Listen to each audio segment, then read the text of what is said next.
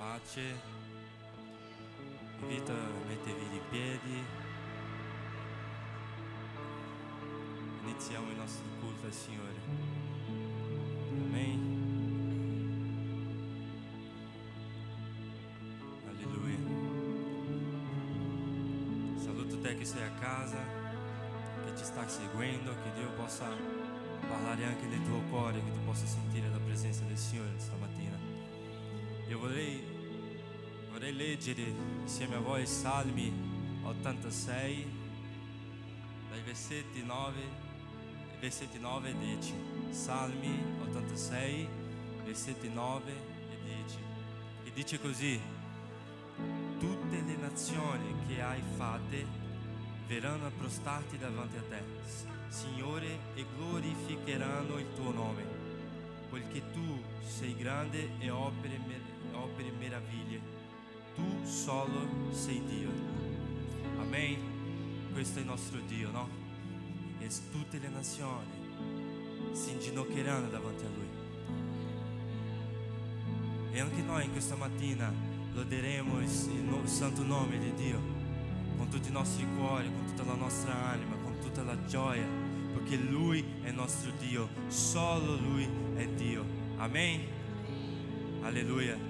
Allora vi invito questa mattina, lodiamo il Signore con gioia, con tutto il nostro cuore, lo ringraziamo per tutto ciò che Lui è e per tutto quello che Lui fa per noi, fa in nostra vita, ma che soprattutto per quello che Lui è, perché Lui è sovrano, Lui è potente e Lui è il Dio della nostra vita. Amen. Lodiamo il Signore.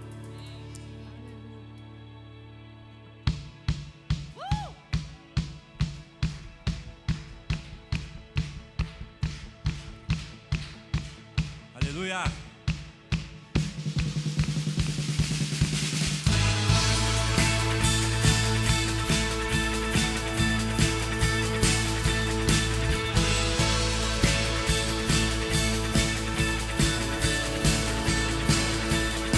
Chi potrà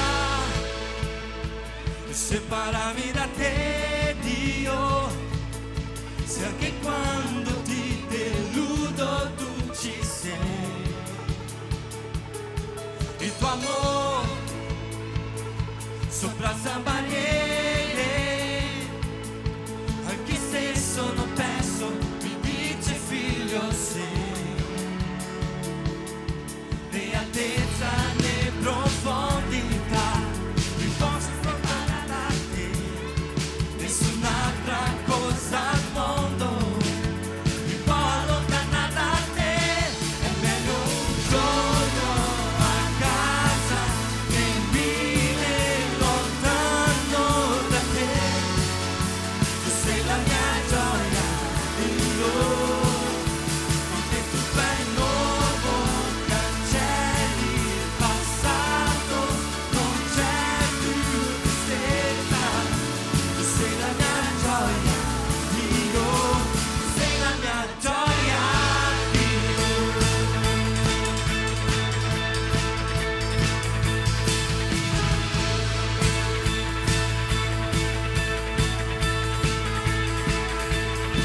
Chi potrà separarmi da te, Dio, se anche quando ti deludo tu ci sei. Il tuo amore sorpassa barriere, anche se sono perso, mi dice figlio sei. Né altezza né profondità mi possa separare da te,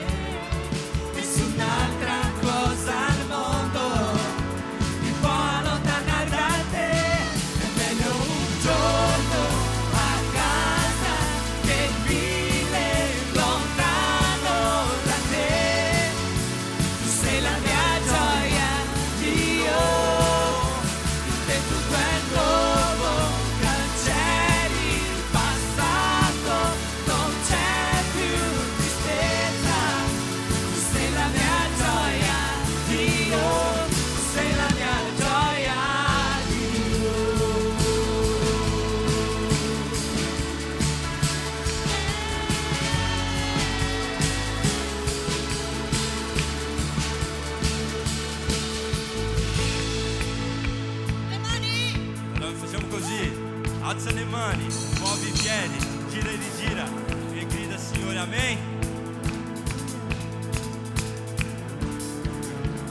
Alza le mani, muovi i piedi, gira e rigira e grida amen.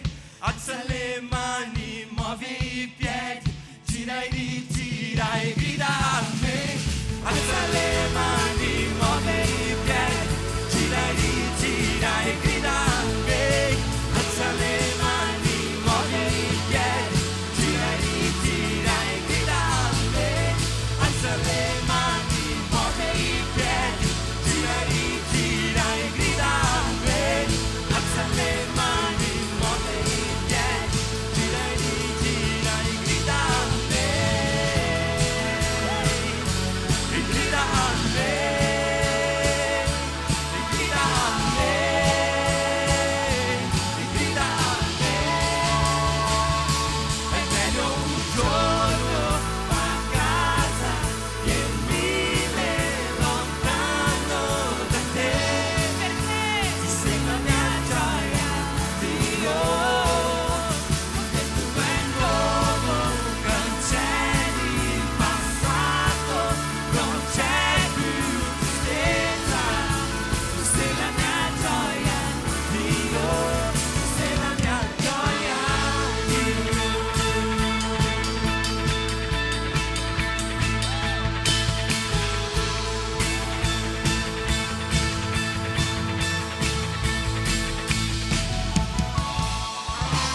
Alleluia, facciamo applaudire il Signore. Questo è il nostro Dio, no? Il nostro Dio potente, forte. Lui è il leone di Giuda. Questo è il nostro Dio, alleluia. Amen. Lodiamo il Signore con gioia.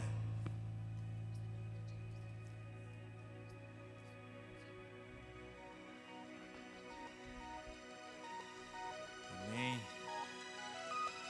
Alleluia, lodiamo il Signore.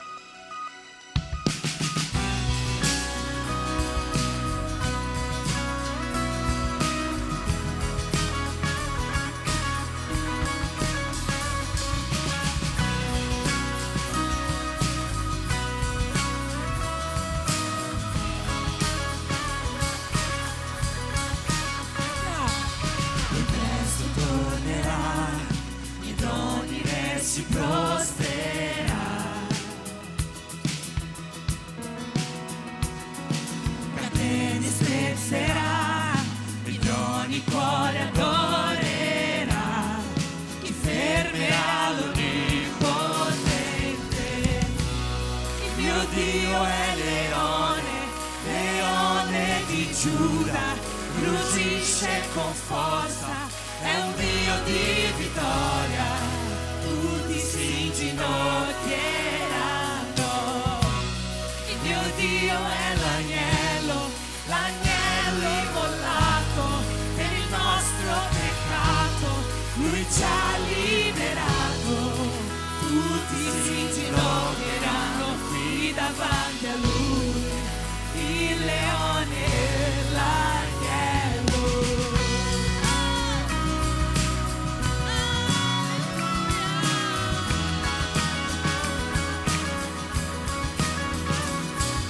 E poi aprite per di vedere chi entrerà. Il Dio che salve qui, il Dio che salve qui, per donare libertà. Chi fermerà l'Onnipotente? Il mio Dio è leone, leone di Giuda, ruggisce con forza, è un Dio di vittoria, tutti si inginocchieranno. Il mio Dio è l'agnello, l'agnello immolato per il nostro peccato, lui ci ha liberato, tutti si inginocchieranno qui davanti a lui, il leone e l'agnello.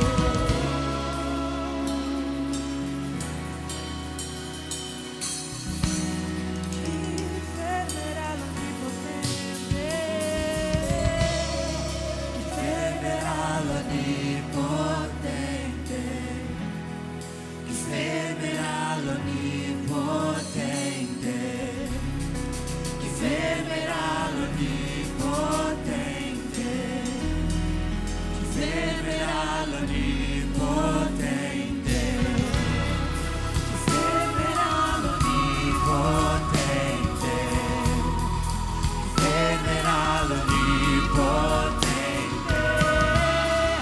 Chi fermerà l'Onnipotente?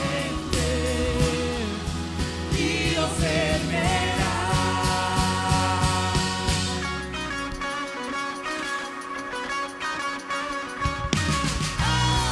Mio Dio è leone, leone di Giuda, rugisce con forza, è un Dio di vittoria, tutti si ginocchieranno. Mio Dio è l'agnello ribollato, è il nostro peccato, lui ci ha liberato, tutti si ginocchieranno qui davanti a lui, il leone e l'agnello.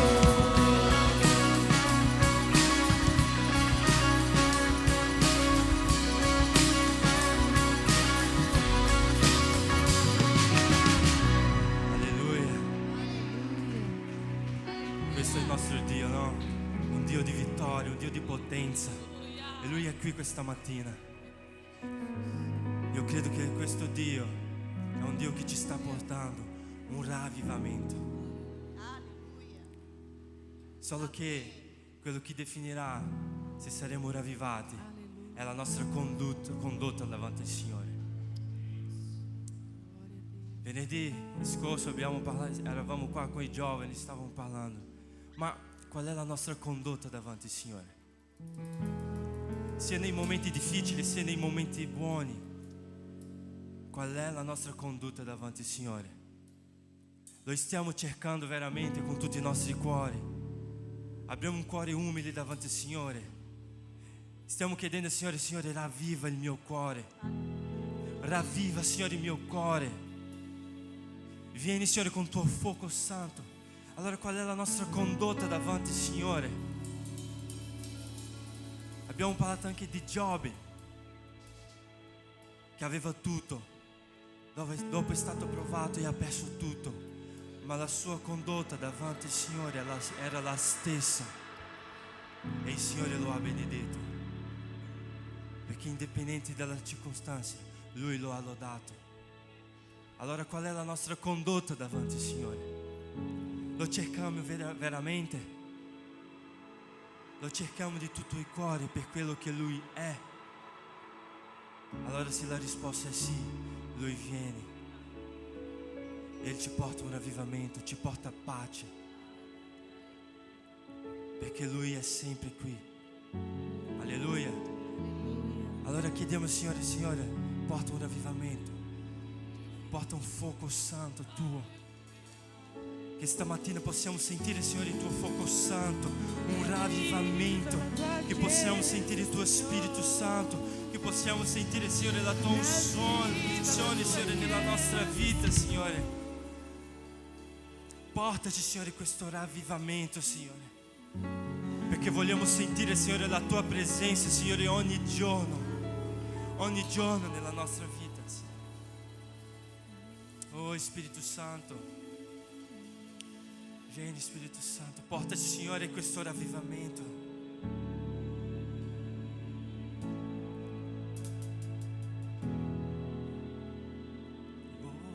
Oh Spirito Santo. C'è un fiume che scorre in me,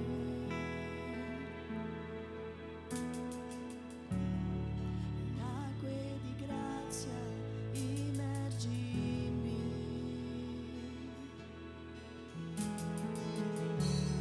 Nascosto nel tuo amore, tua santità,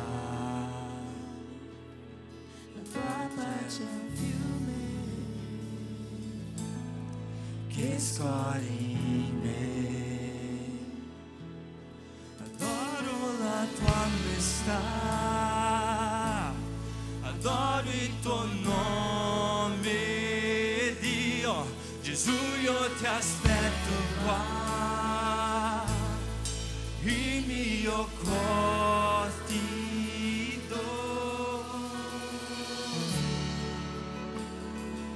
Dichiariamo stamattina, Signore, adoriamo la tua maestà. Oh Spirito Santo, vieni. Spirito Santo, scendi qui. Apri i cieli, muoviti in me. Versa la tua gloria, noi siamo qua. Spirito Santo, sia tua volontà. Adoro la tua maestà,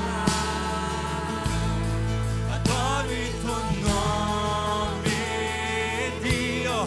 Gesù, io ti aspetto qua.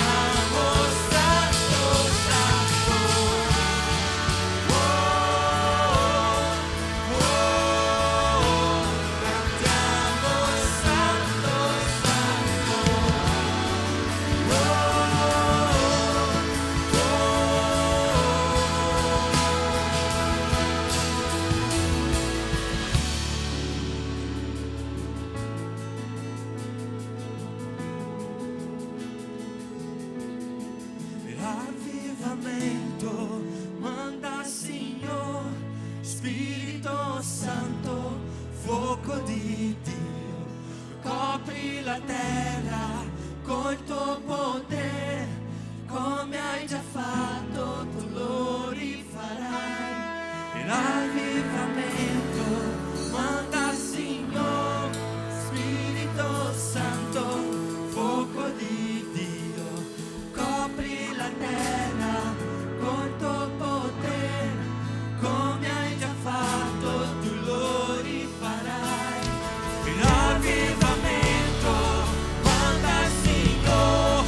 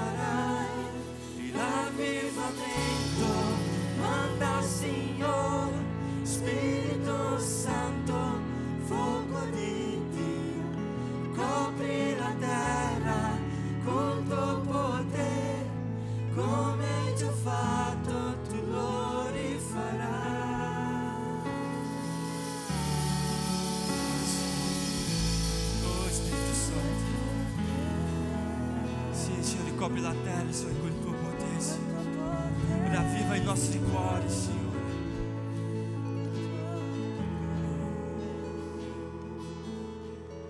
E tu hai potere,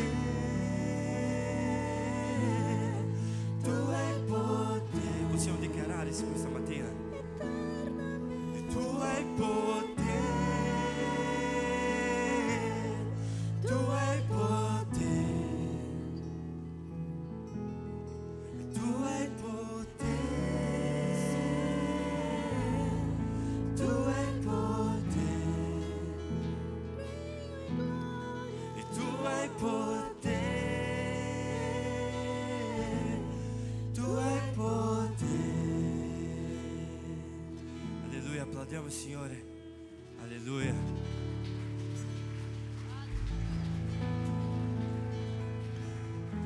Buongiorno a tutti, pace.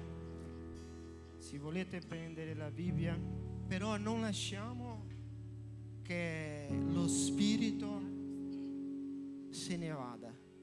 Sentiamo nel profondo ciò che dice la parola di Dio riguardo l'offerta.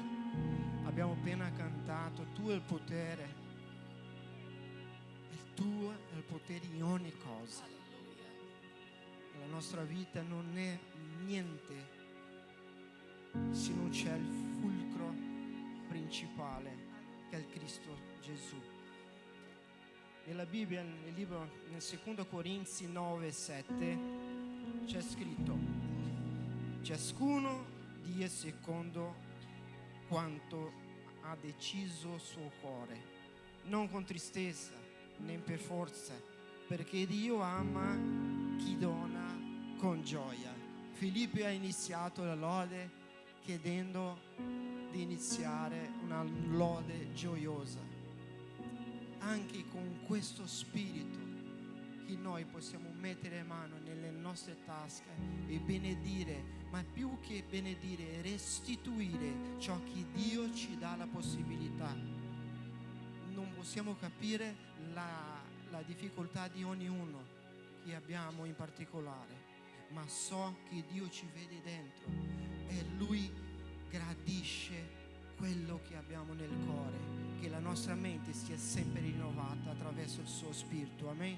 Preghiamo per benedire questa offerta e queste decime. Signor nostro Dio, accetta, Padre, la nostra offerta, accetta la nostra decima, Padre, che in noi possa essere sempre vivificato, Padre, il tuo Spirito, che il nostro affare, Padre, che il nostro lavoro, che la nostra famiglia, Padre, sia sempre messa nelle tue mani come primizia, Padre, a te. Grazie per ciò che fai nella nostra vita. Benedici la tua Chiesa, Padre, sia con i nostri pastori e con coloro che servono, Padre, con il cuore desideroso, Padre. Grazie, Padre, è nel nome di Gesù che preghiamo. Amen.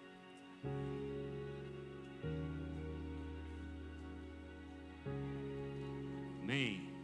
Potete venire qua davanti e portare la vostra offerta con gioia nel cuore, celebrando il Signore in attitudine di adorazione. Amen. Lodato sia il Signore. Alleluia. Vi chiedo di accomodarvi un attimo, per favore.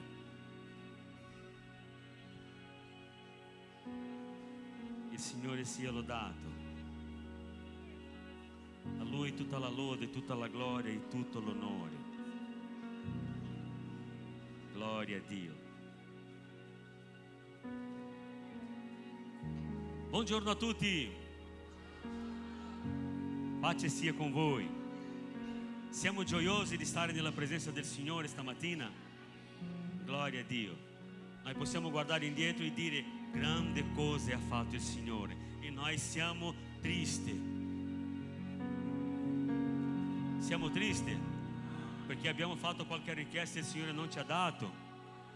No, la parola dice grandi cose ha fatto il Signore. Noi siamo nella gioia. E noi siamo nella gioia, no? E noi sappiamo anche che in Dio noi faremo prodigi, perché la sua parola dice questo, la sua parola ci insegna questo, no?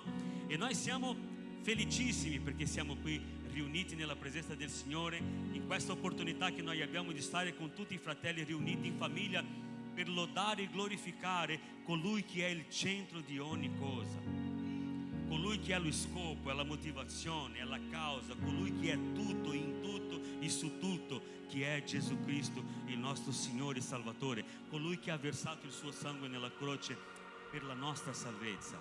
Amen. È tutto su di Lui, tutto gira intorno a Lui, tutto parla di Lui, tutto è verso di Lui. Amen. È così o no? Noi crediamo in questo. Allora applaudiamo forte il nostro Signore Gesù Cristo. Alleluia.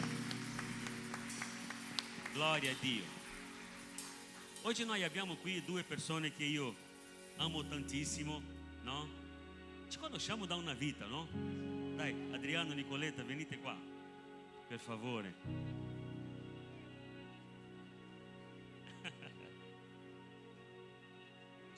Gesù fa queste cose, no? Amen. Io non sono bravo nei conteggi degli anni, ma ci conosciamo da 15 anni più o meno, anche di più di 15 anni. Infatti, vedi, fa tanto tempo. Si vede per il colore dei nostri capelli, no? Gloria a Dio. E Nicoletta e Adriano stanno facendo un lavoro meraviglioso, no? E loro sono qui oggi per raccontarci un po' di questa testimonianza, un po' di quello che il Signore ha fatto nella vita di Nicoletta e anche lo scopo di questo lavoro che loro stanno facendo. Amen. Allora io vi chiedo un attimo di attenzione, fate attenzione a quello che loro diranno, no? Perché io so sicuramente che sarà di benedizione per la vostra vita. Amen.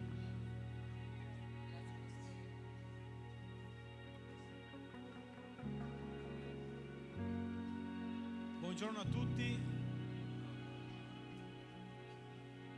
mi presento per chi ancora non mi conosce, sono Adriano, sono pastore nella Chiesa della Riconciliazione a Marghera e vi porto i saluti anche del pastore Fabio.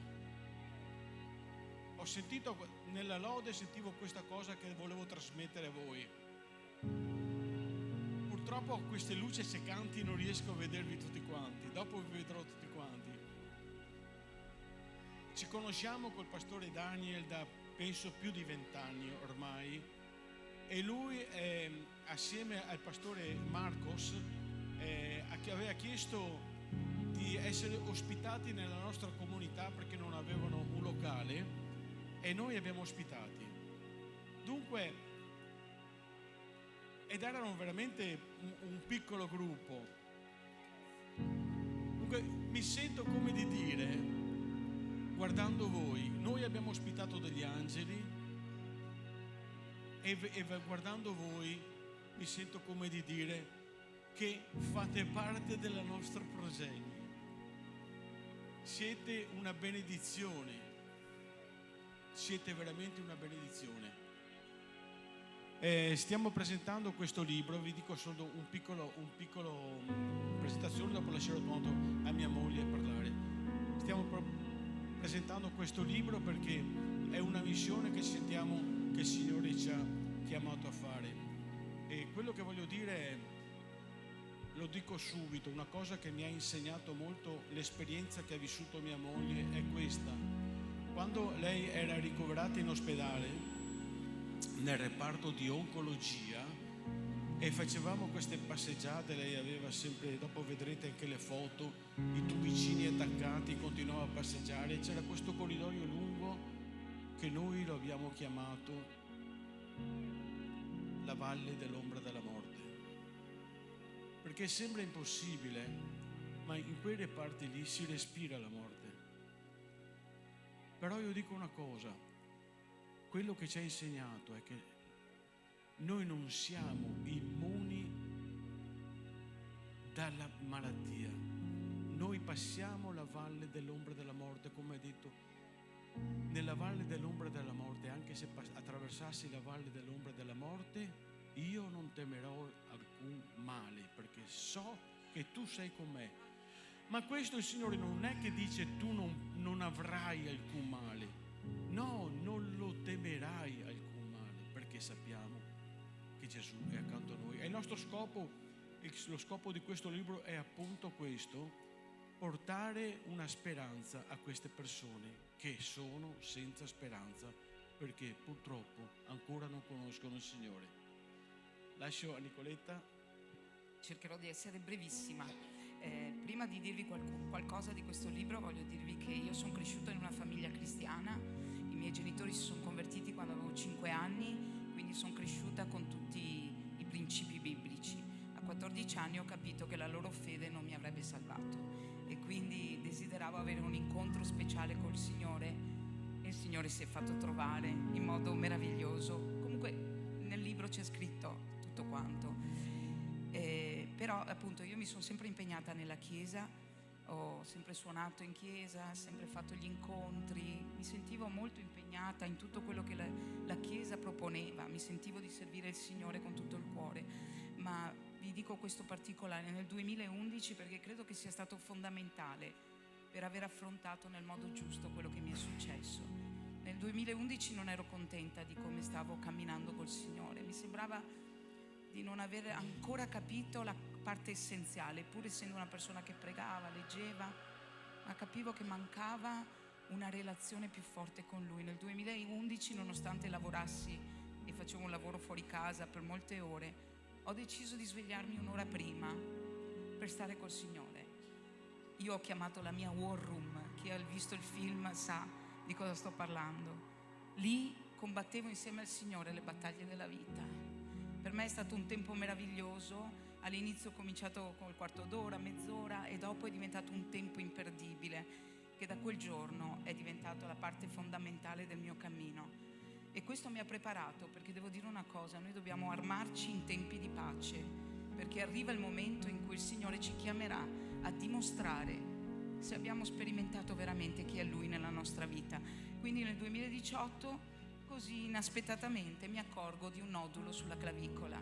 Dopo molti esami e cose, nel 2019 si accorgono che era meglio fare una biopsia. Mi fanno la biopsia, la dottoressa mi dice che è un linfoma, è un tumore dei linfonodi, quindi un tumore del sangue. Faccio vari esami fino alla fine, con PET, TAC, esami del sangue, biopsia midollare, vado dall'ematologo. E nel frattempo io dicevo: Signore, metti sulla mia strada chi mi saprà curare, chi tu lo potrai addestrare per prendersi cura di me. E conosco questo dottore che è stato meraviglioso, però quando arriviamo con tutti gli esami in mano, lui ci guarda e dice: lei, signora, è la mia disperazione, lei ha un tumore al 4º stadio, un tumore aggressivo, presente nei polmoni, nei reni e nel midollo. Proveremo. Faremo una chemioterapia, la più potente che abbiamo. Pensate che dovevo fare 6 cicli di chemio da 100 ore l'una, quindi 4 giorni di infusione continua. E in più 3 rachicentesi, che è una chemioterapia che viene fatta sul midollo attraverso un'iniezione. Quindi mi guarda e dice: spero che riesca a sopportare tutto questo. E quindi davanti a questi fatti cosa faccio? Entro nella mia war room. Signore, non lo so cosa mi sta accadendo, ma so che tu hai la mia vita nelle tue mani. Nel libro parlerò spesso di quante cose lui mi ha detto in quel percorso. Non vi voglio spoilerare il libro, ma dei punti vorrei tenerli ben chiari. Il titolo, perché ho chiamato questo libro Ma io ti darò la forza del bufalo? Perché il giorno che sono stata al primo ricovero mi sono guardata allo specchio mentre mi preparavo e dicevo: Signore, come farò a affrontare tutto questo? Il mio corpo ce la farà? 100 ore sono tante di chemio continue. E mentre mi facevo queste domande, la sua voce meravigliosa, che negli anni ho imparato a conoscere, mi diceva: ma io ti darò la forza del bufalo. Pensate che le infermiere mi chiamavano Toro, non sapevano nulla, ma dicevano: hai una forza che non ci spieghiamo, noi sappiamo cosa vuol dire questa chemio, ma tu stai avendo una forza. E io dicevo: soprannaturale, perché io non sono per niente forte. Detto questo, oltre a essere in remissione ormai da quasi 5 anni per per la medicina remissione vuol dire che non c'è più traccia di tumore. Diranno che sarò guarita quando passano i 5 anni, a marzo sono 5 anni, ma a me questo non mi preoccupa. Però devo dire una cosa, oltre alla gratitudine di aver passato tutto questo e il Signore mi ha benedetto, c'è una cosa che io ringrazio il Signore continuamente. Io avevo 2 paure, la paura della malattia e la paura della morte. Che ironia, mi sono trovata in tutte e 2 le cose in uno stesso tempo. Eppure io vi dico che proprio in un ricovero, quando ci sono stati 2 decessi, eravamo 10 pazienti, quindi il 20% dei pazienti deceduti, mi sono accorta che ero stata liberata da quella paura, perché ho capito una cosa, che lui è veramente il nostro papà caro. Io penso a noi genitori, se il nostro figlio ha paura di qualcosa, per esempio l'acqua, non lo laviamo più, non lo portiamo più al mare, non lo portiamo più in piscina, oppure lo abbracciamo e lo affrontiamo la sua paura insieme. Lui mi ha abbracciato, in quel tempo io mi sono sentita particolarmente benedetta, perché sentivo la sua presenza come quel padre che ti abbraccia e dice: non aver paura, ci sono io con te. Ed è sparita la paura della malattia e la paura della morte. Il Signore è meraviglioso, veramente. Ecco, se è possibile qualche foto, così vedete come ero presa. Eccoci, sono le mie 2 figlie, Noemi e Gioia. Gioia è la ragazza che ha fatto il libro. Lei è la scrittrice, quella col fiocco in testa. Ha voluto attraverso i miei diari scrivere un po' quello che era. Sì, puoi andare tranquillamente avanti, qua sono quasi senza capelli. Qui è nella valle dell'ombra della morte. Ecco. Però veramente il Signore non mi ha tolto il sorriso, la gioia di vivere. Avevo anche il cagnolino che è venuto a trovarmi grazie a una caposala che mi ha permesso la visita. Qui con la parrucca, qui con la caposala, una bella testimonianza anche in ospedale. Ho sempre parlato del Signore. E qui che cercavo di mangiare, qui senza capelli.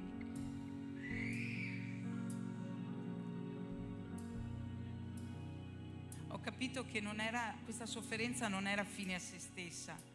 Infatti noi adesso andiamo nell'ospedale a regalargli questi libri, perché ecco qua già ero in missione.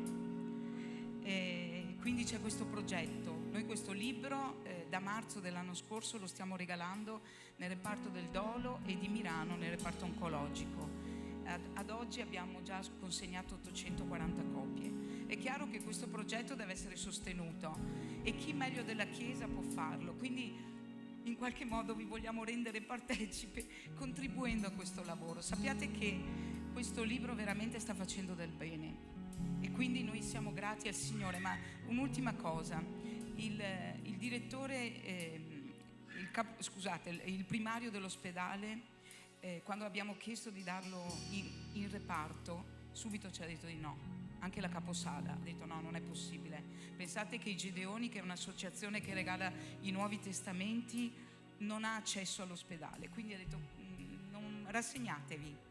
Ma noi sapevamo che Dio aveva un progetto e abbiamo detto: da chi dobbiamo andare per avere questa autorizzazione? Provate il direttore generale. Ecco, se mi fai la cortesia di mandare la foto di quelle dopo, no, quell'altra ancora, grazie. Ecco qua. Questi sono a sinistra il direttore generale della ASL 3, il dottor Cortado, e a destra il direttore sanitario Giovanni Carretta. Ecco, ci hanno accolto dicendo: venite, parliamone. Abbiamo espresso in poche parole qual era il nostro desiderio, che cosa conteneva il libro, gliel'abbiamo dato una settimana prima perché lo vedessero, e alla fine il direttore generale ha detto: ma quindi cosa volete voi da noi? Che ci dia il permesso? Ma certo che ve lo do. Un miracolo. Sembrava di essere andati dal faraone, che prima ci diceva no, dopo arriviamo da lui, alleluia, e ci ha detto: a differenza di Israele che voleva uscire dall'Egitto, noi volevamo entrare nell'Egitto. È stato un po' diverso, però è stata una benedizione. Noi abbiamo visto la mano di Dio veramente, abbiamo capito che quello che ci accade fa bene alla nostra anima, ma fa benissimo a quelli perduti. Noi abbiamo uno scopo che dobbiamo perseguire. Che cosa ci accade? Ci fa star male qualcosa? Guardiamo a che progetto ha Dio per quel male che stiamo vivendo, perché produrrà del bene invece. a chi ci starà vicino. Io ho praticamente concluso, ma voglio leggervi solo 2 piccoli brani del libro. Così, ecco, vi dico anche, pur trattando un argomento così duro e difficile, è un libro scorrevole, ci sono momenti in cui riderete. Perciò è facile anche per i pazienti leggerlo e noi abbiamo grandi benedizioni dei pazienti che stanno dicendo che stanno avendo del bene.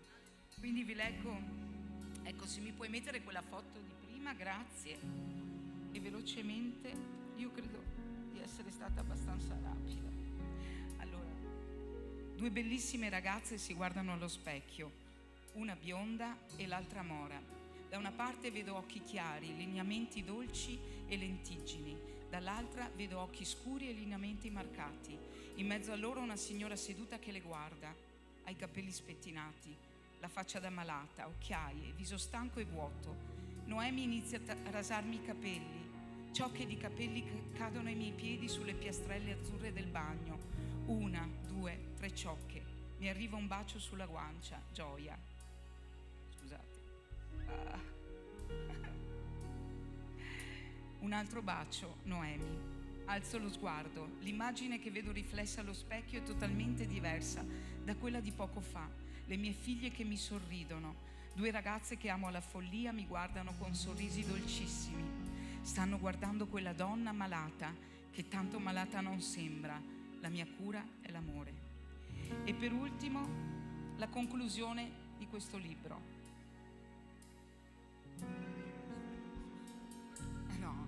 La vita a volte ci riserva stagioni buie e difficili.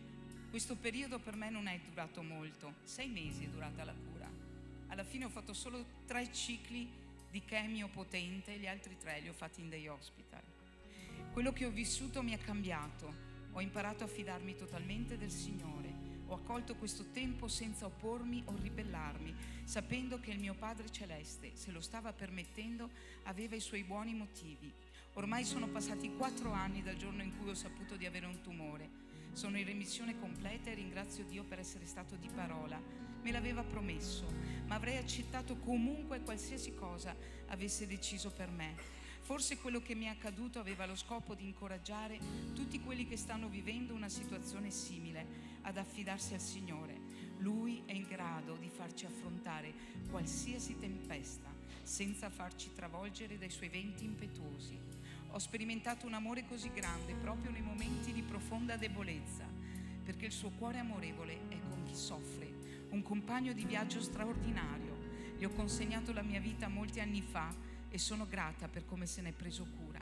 Ogni giorno lo ringrazio per essere stato al mio fianco, per avermi amata, incoraggiata, consolata e per avermi dato la forza del bufalo.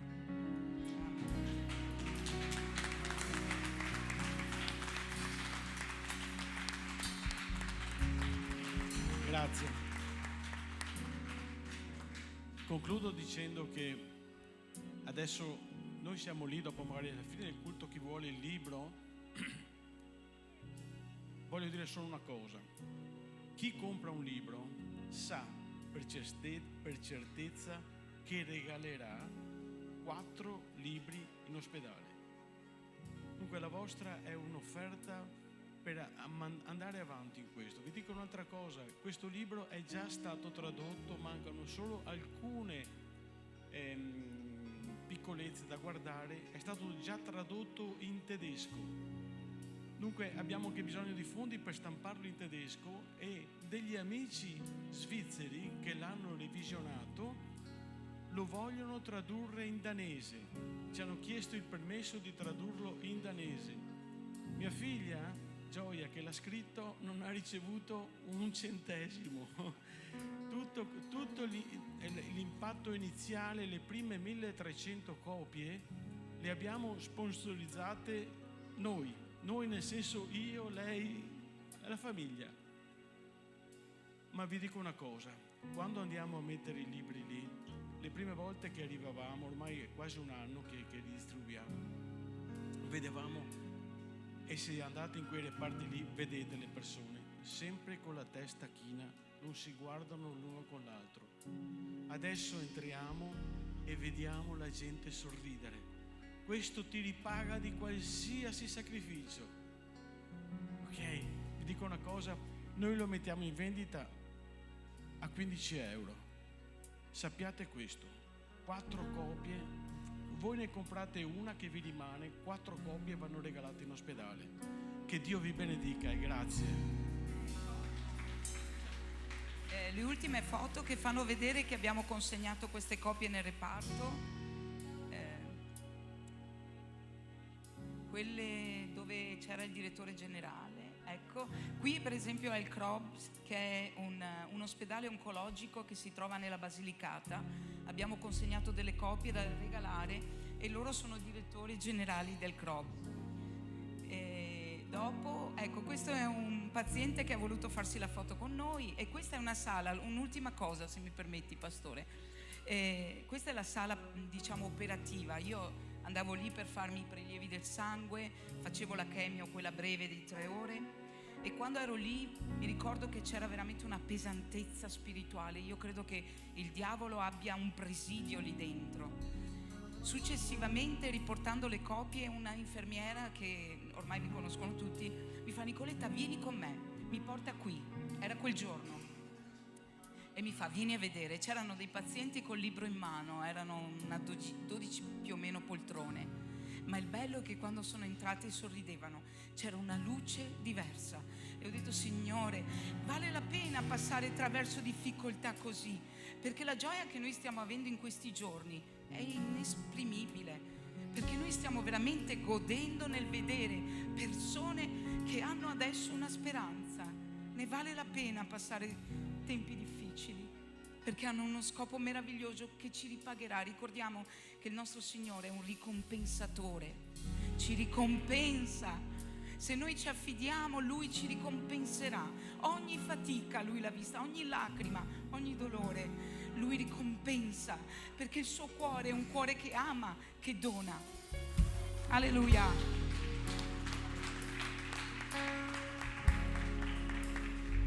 Amen. Amen. Grazie a voi. Grazie a voi. Io volevo... Vieni qua, vieni qua.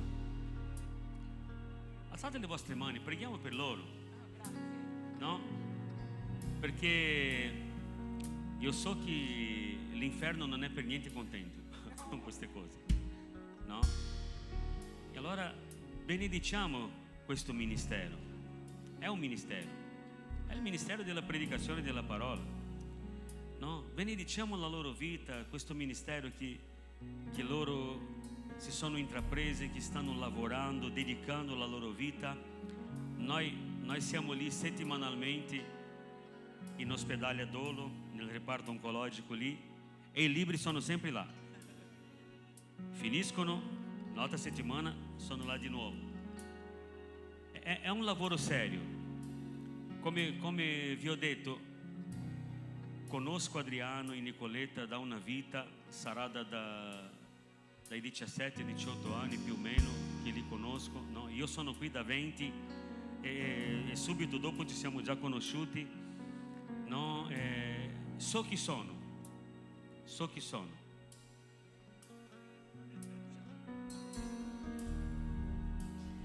Loro non salirebbero qua su se io non li conoscessi, no? E io so chi sono. E io so che sono persone affidabili e che questo lavoro che loro stanno facendo è un lavoro serio. Allora, se oltre ad comprarsi un libro, no, e benedire questo ministero, voi sentite di cercare loro e di fare un'offerta nel loro ministero, io so che sarà impegnato molto bene. Non sarà per riempire il conto di Adriano, questo vi dico con tutto il cuore, con tutta la sincerità. Non sarà per far arricchire Adriano e Nicoletta, no? Sarà per questo ministero che sta raggiungendo tante vite. E noi crediamo in questo. È una bellissima testimonianza, parla della potenza del nostro Dio, e questo deve essere testimoniato, e non c'è una forma più bella che in modo scritto che possa raggiungere tanti che non conoscono il Signore. Allora, prima di andare via, passate lì, c'è il tavolino lì, passate lì, prendete un libro, benedite non è la loro vita. Non state benedicendo loro, state benedicendo questo ministero che porterà la parola del Signore a tante vite che non conoscono ancora. Alzate le vostre mani, preghiamo per loro. Carissimo Gesù, noi ci uniamo in preghiera adesso, Signore. Siamo una grande famiglia, Padre. Un po' là, un po' qua, ma siamo sempre parte dello stesso corpo, che è il tuo corpo, Gesù, del quale tu sei la testa, quello che comanda. E noi ci riuniamo nel tuo nome, Signore, per benedire la vita di Nicoletta e la vita di Adriano, Signore, la loro famiglia. Glorificare te per quello che tu hai fatto, Signore, perché tu sei un Dio meraviglioso e tu fai oltre quello che chiediamo o pensiamo. E vogliamo chiederti, Signore, che tu possa dare a loro, la tua parola dice che tu sei il padrone dell'oro e dell'argento, e che tu possa benedire questo ministero. Alza delle persone, Signore, che vengano a portare delle offerte, Signore, e che invece di stare lì, Signore, a stampare 500, 1000, Signore, che venga qualcuno, Signore, che abbia voglia di pubblicare questo libro. Alza qualcuno, Signore, che questo libro possa arrivare in mano ad una persona che abbia voglia di pubblicare, Signore, vendere a un prezzo stracciato, Signore, in modo che possa raggiungere tante persone. Prepara uno, Signore, che abbia voglia di sponsorizzare questo, Signore, in modo che possa essere distribuito gratuitamente, Signore, in tutti gli ospedali d'Italia, magari tradurre come stanno già facendo in altre lingue, Signore, in modo che questa testimonianza porti una parola di speranza, Signore, per quelli che sono lì, Signore, persi, Signore, scombussolati, perché noi sappiamo bene cosa causa, Signore, quando viene una notizia di questa malattia in una famiglia. Allora, Signore, che queste parole scritte in questo libro possano raggiungere tante vite, tanti cuori, tante famiglie, portando una parola di speranza. C'è qualcosa, c'è qualcuno che si preoccupa, c'è qualcuno che può cambiare le circostanze, che sei tu, Gesù. Noi ti conosciamo e speriamo in te, ma ci sono tanti che non ti conoscono ancora. E questo è un modo, Signore, di propagare il tuo Vangelo. Allora, Signore, alza delle persone. Alza delle persone, tocca i cuori di quelli che sono qui, Signore, stamattina, e tocca i cuori, Signore, di quelli che sono fuori, Signore, che hanno già sentito e che magari sentiranno, Signore, di questo ministero. Alza delle persone, Signore, che possono investire abbondantemente, Signore, in modo che il tuo nome sia glorificato, conosciuto e riconosciuto come Signore nella vita di tante persone, Padre. Noi preghiamo così. Benedisci, Signore, Adriano e Nicoletta, Signore, benedisci la loro vita, la loro famiglia, Signore, e porta loro, Signore, ovunque, Signore, per parlare di questo libro, Signore. Glorifica il tuo nome, glorifica il tuo nome. Noi preghiamo così nel nome del tuo figliolo Gesù. Amen. Grazie.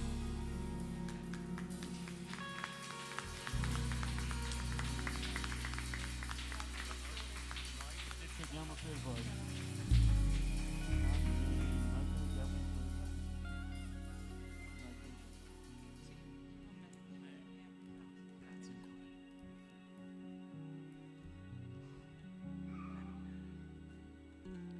Amen. Gloria a Dio.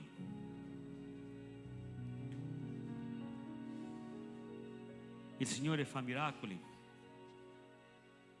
Ah no, miracoli sono cose del passato. I miracoli non succedono più. Gesù faceva dei miracoli soltanto lì, in quel momento che lui voleva farsi conosciuto, no? In modo che il suo nome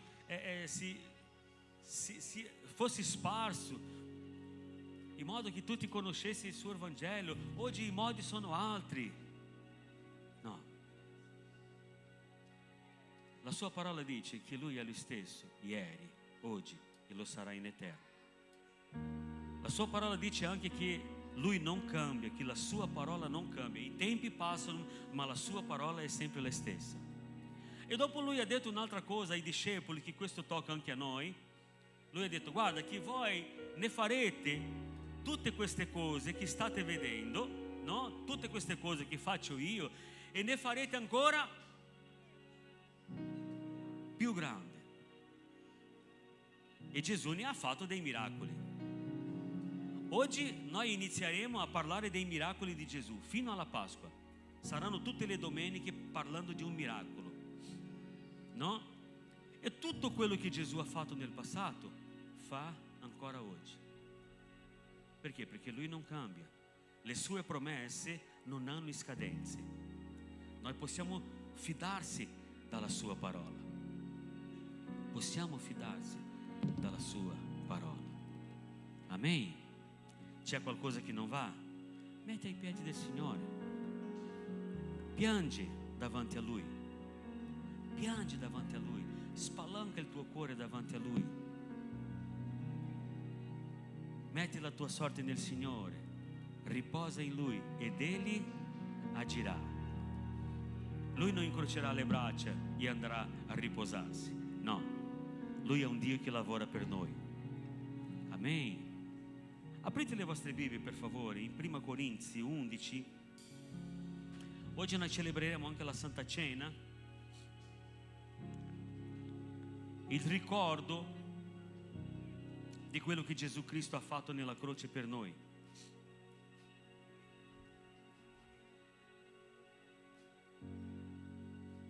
La Santa Cena parla di morte.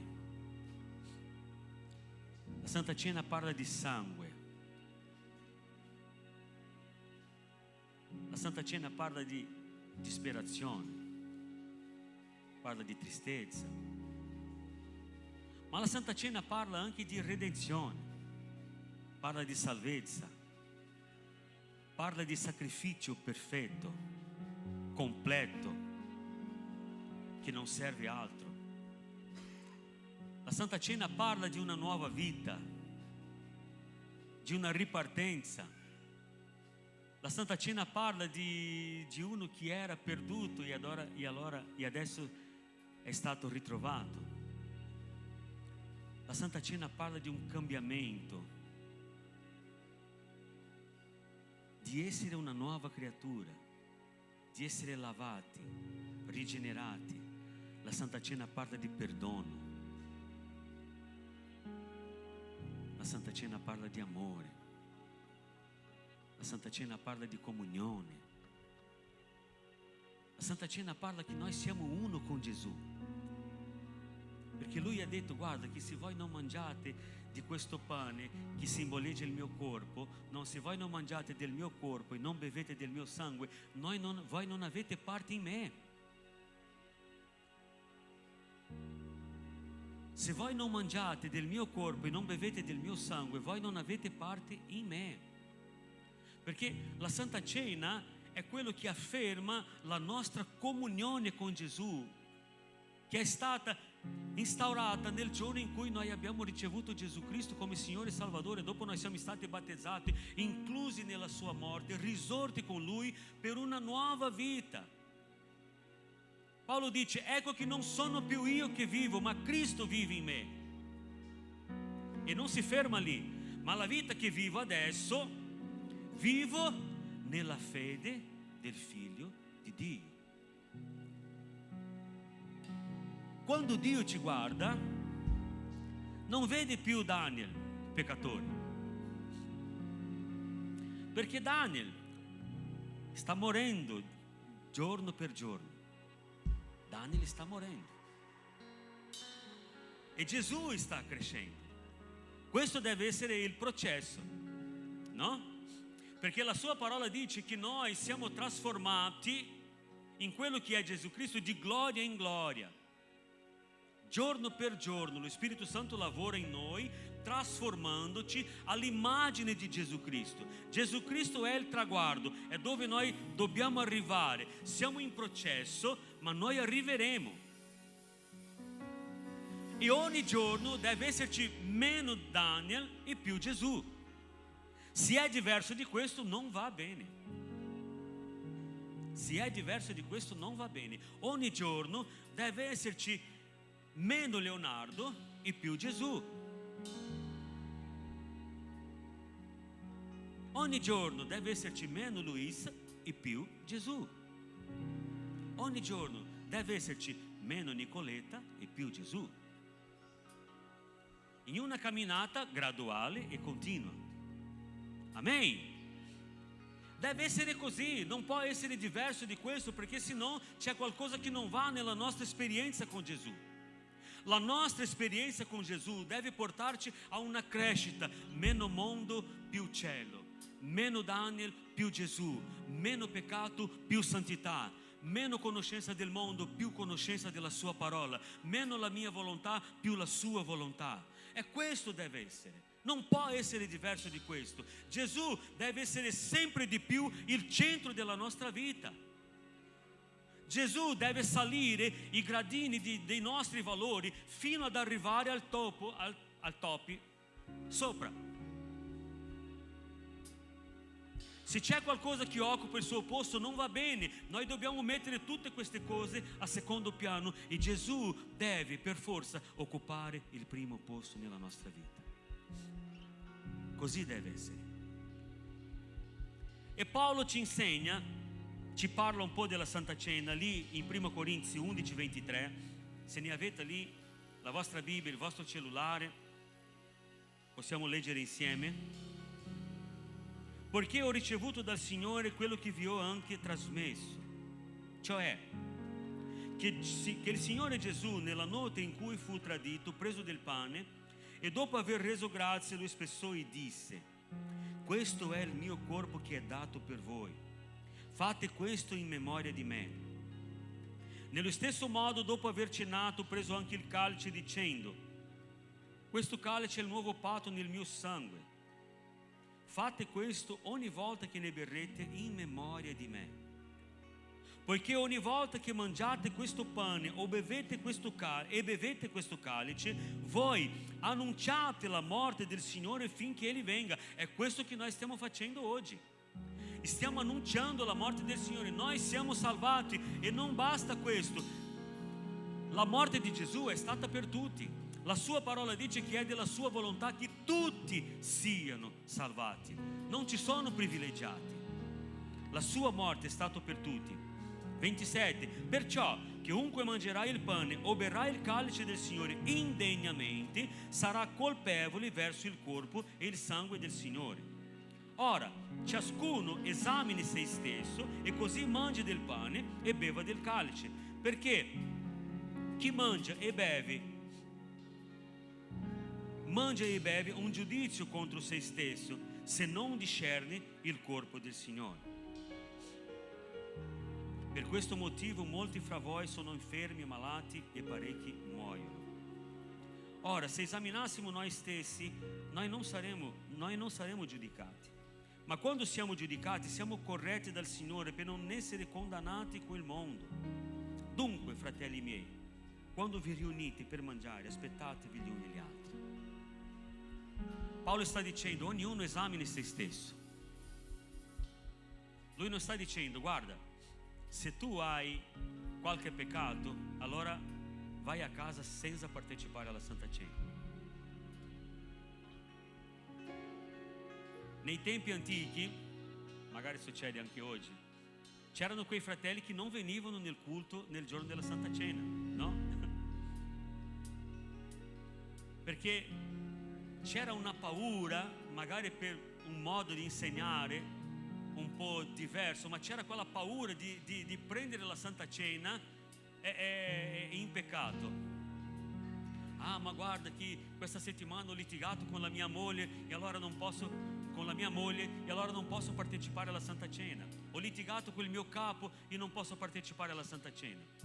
Non è questo che Paolo ci sta insegnando. Paolo sta dicendo: ognuno esamini se stesso, guarda quello che c'è che non va, sistema la faccenda e ora, perché sì, essere in peccato fosse una condizione per non partecipare alla Santa Cena, tutti a casa, tutti noi possiamo alzarci e andare a casa, perché chi non ha peccato alza la mano. Giovanni va oltre, lui dice: se uno dice che non ha peccato, fa di lui Gesù bugiardo, perché la sua parola dice che tutti hanno peccato e sono privi della grazia di Dio, della gloria di Dio. Allora tutti noi abbiamo peccato, tutti noi. E io vi invito a fare un esame nel tuo cuore e partecipare alla Santa Cena oggi. Confessa i tuoi peccati. Sempre Giovanni dice che se noi confessiamo i nostri peccati, Lui è fedele e giusto da perdonarci i nostri peccati. Lui è fedele e giusto da perdonarci i nostri peccati, perché Lui è lì accanto al Padre come il nostro avvocato. Ah, ma Lui ha fatto, Gesù è Padre, ho già perdonato. Ma Lui ha fatto anche questo: Padre, il mio sangue ha già pagato il prezzo anche per questo peccato qui. Per questo è necessario stare sottomesso al Signore Gesù Cristo, e il peccato non avrà più dominio sulla nostra vita. Amen. Perché quando noi siamo in comunione con il Signore, noi peccheremo, purtroppo noi peccheremo, perché questo fa parte della nostra natura. Ma noi abbiamo lo Spirito Santo che testifica con il nostro spirito che noi siamo figli di Dio, e Lui dirà: oh, questo non va bene, questo non va bene. Corri da Gesù, confessa il peccato, sistema la faccenda e non peccare più. E questo è il lavoro dello Spirito Santo nella nostra vita. Funziona come un allarme. Ah, una cosa mi ha detto, questa cosa era lo Spirito Santo, no? Ah, una cosa mi ha detto che io non avrei dovuto fare. È lo Spirito Santo. Lo Spirito Santo ci tira l'orecchio e dice: guarda, non va bene questo, sistema la faccenda perché questo non va bene. Adesso noi pregheremo. Vorrei invitare i diaconi che vengano qua davanti, per favore, e noi pregheremo. E tu potrai confessare i tuoi peccati. C'è qualcosa che ti disturba, qualcosa che sta togliendo la tua pace, metti davanti al Signore questo. Ah, io posso partecipare, pastore? Puoi partecipare, ma non sono della tua chiesa, non sono problemi. Noi non siamo presi alle insegne, ai nomi di chiesa, proprio non guardiamo queste cose. Ma c'è una cosa che dobbiamo osservare con molta attenzione. Noi non possiamo banalizzare questo atto. Non è soltanto un pezzettino di pane e non è soltanto un bicchierino di succo d'uva. Anche se noi non crediamo nella trasmutazione degli elementi, resta pane, resta succo d'uva, no? Ma c'è un significato spirituale molto forte nella nostra vita. Come abbiamo detto, questo parla dalla nostra comunione con Gesù. E allora noi non possiamo prendere alla leggera questo qua. Ah, intanto cosa cambia? Bevo, mangio e vado a casa tranquillamente. Era questo che Paolo ce l'aveva con la chiesa di Corinzi, perché loro non discernivano quello che era la Santa Cena delle altre mangiatoie che loro facevano là. Loro si sedevano, mangiavano, dimenticavano gli altri. Per questo lui finisce dicendo: guarda che se voi dovete mangiare, aspettate gli uni gli altri, perché loro facevano festa, facevano quei banchetti, mangiavano soltanto i ricchi, i poveri restavano senza mangiare, perché loro non discernevano. La Santa Cena era in mezzo a quella festa tutta quanta là, e nessuno sapeva cos'era la Santa Cena, cos'era il banchetto, cos'era la festa. Nessuno faceva attenzione a niente. Si ubriacavano, facevano festa, nessuno guardava, non c'era un'attenzione sul sacrificio di Gesù. Ed è proprio questo che Paolo sta dicendo. Noi dobbiamo discernere il corpo del Signore, noi dobbiamo sapere quello che noi stiamo facendo, noi dobbiamo avere conoscenza dell'atto che noi stiamo facendo. Amen. Allora la condizione qual è? Che tu sappia quello che stia facendo, che tu conosca il Signore che è morto sulla croce, che tu abbia un rapporto con Lui, che tu abbia consegnato il tuo cuore a Lui, e che tu abbia dichiarato che Lui è Signore della tua vita. È la condizione per essere salvati. Tutti quelli che riconosceranno Gesù Cristo come Signore della sua vita saranno salvati. Questa è la condizione. Posso partecipare? Posso. Non importa se non è della nostra chiesa, non importa se siamo di Africa, di Brasile, di Italia, di Ucraina o non so dove. Queste cose non hanno nessun peso per il Signore, perché noi siamo uno davanti a Lui, no? quello che pesa davvero è sapere quello che noi stiamo facendo, avere conoscenza di quello che noi stiamo facendo, avere rispetto per quello che noi stiamo facendo. Amen. Allora alzati in piedi per favore, noi pregheremo e tu esaminerai il tuo cuore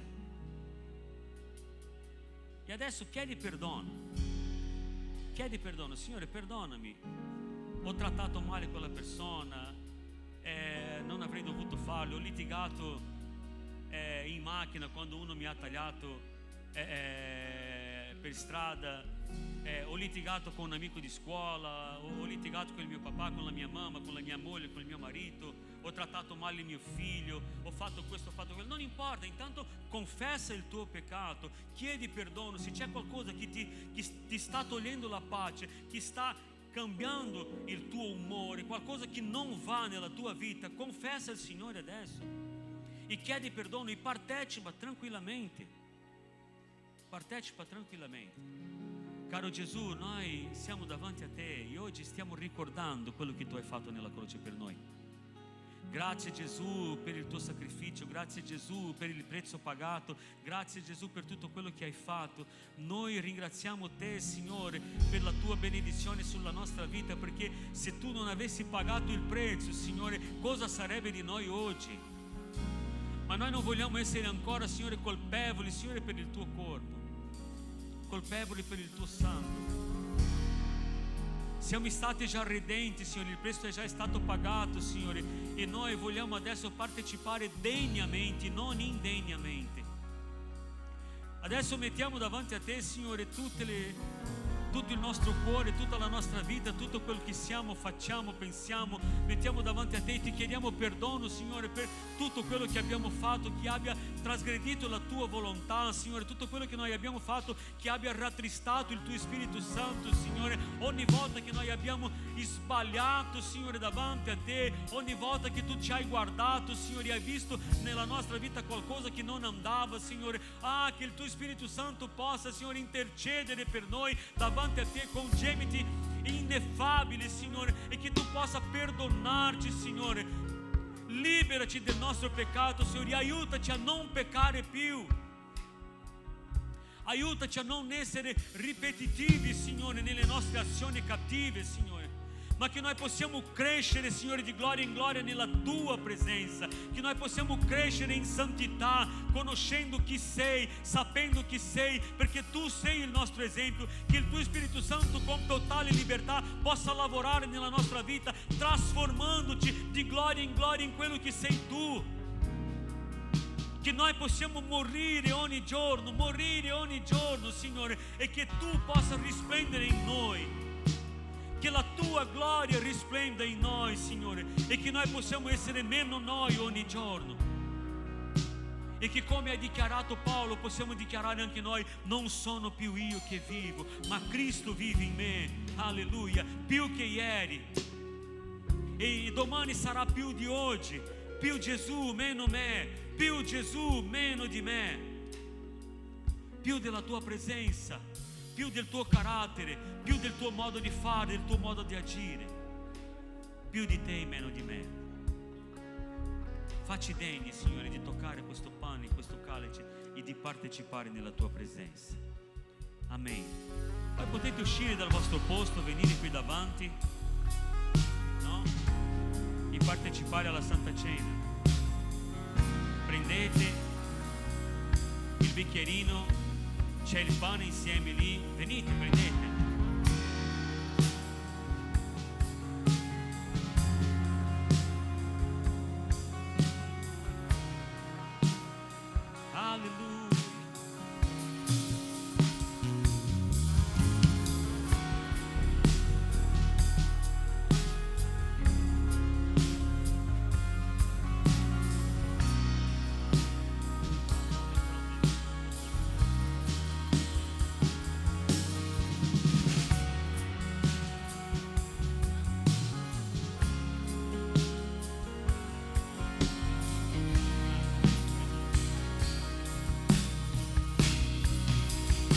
Pastore Jean-Claude, per favore.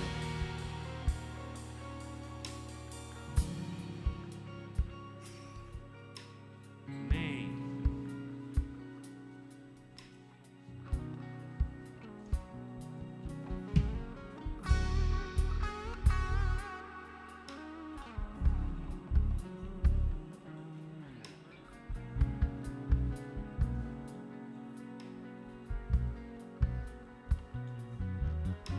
Tutti hanno preso?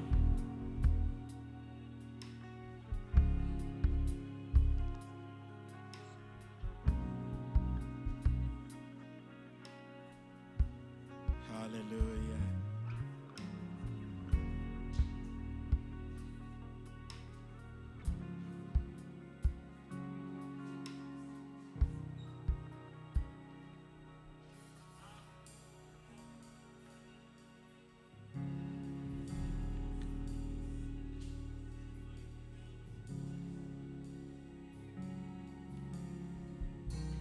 Carissimo, vorrei portarti, abbia i tuoi occhi chiusi, concentrati. Vorrei portarti in quella camera alta dove Cristo quella sera era riunito con i suoi discepoli, dove pubblicamente ha dato istruzioni e significato di quelle che vogliamo anche noi fare oggi.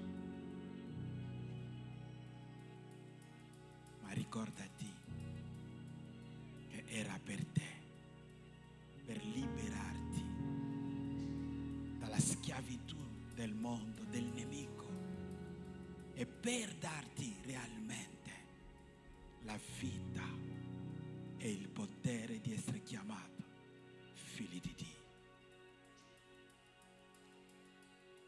Quella notte, dopo aver cenato, lui prese il pane, dopo aver reso grazie, dice questo è il mio corpo che è stato dato per voi.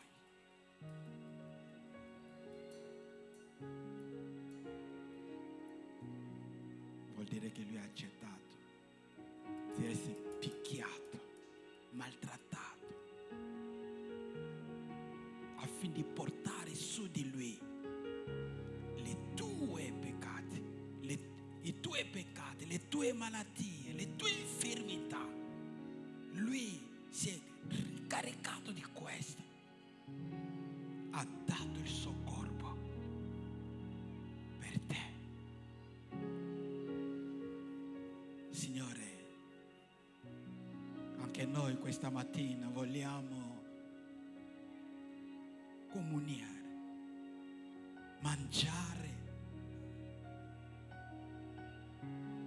questo pane che simbolizza per noi il tuo corpo, affinché di proclamare che siamo stati crocifissi con te. E vogliamo proclamare che da oggi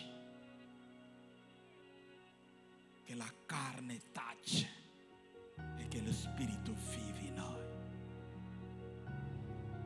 Grazie per il patto. Mangiamo il pane nel nome di Cristo.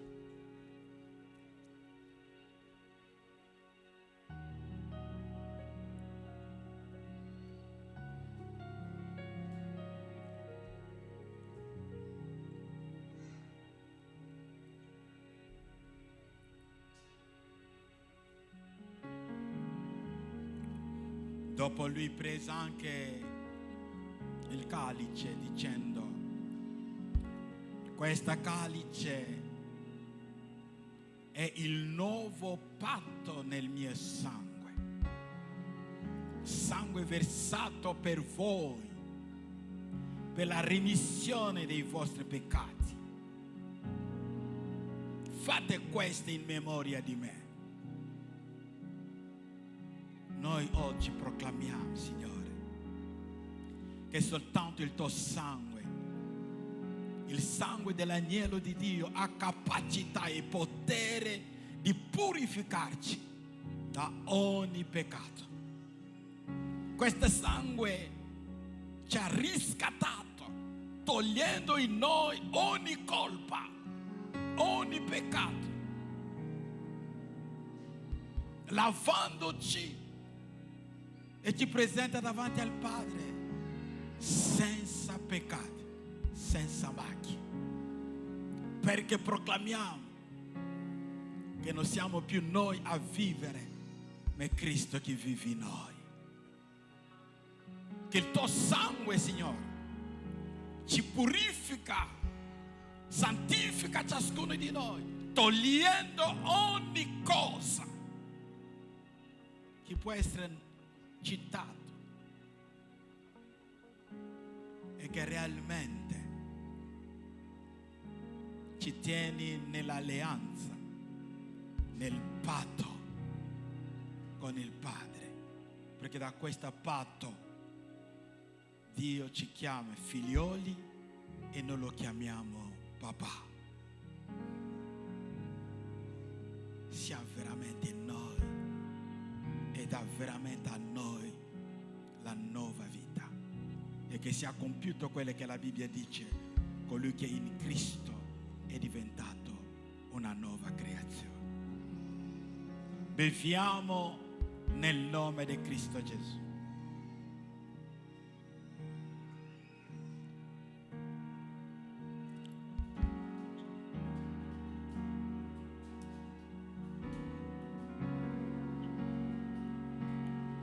Medita adesso. Prenditi 5 secondi, 10 secondi. Medita sull'atto che tu vieni di compiere e parla con tuo Dio.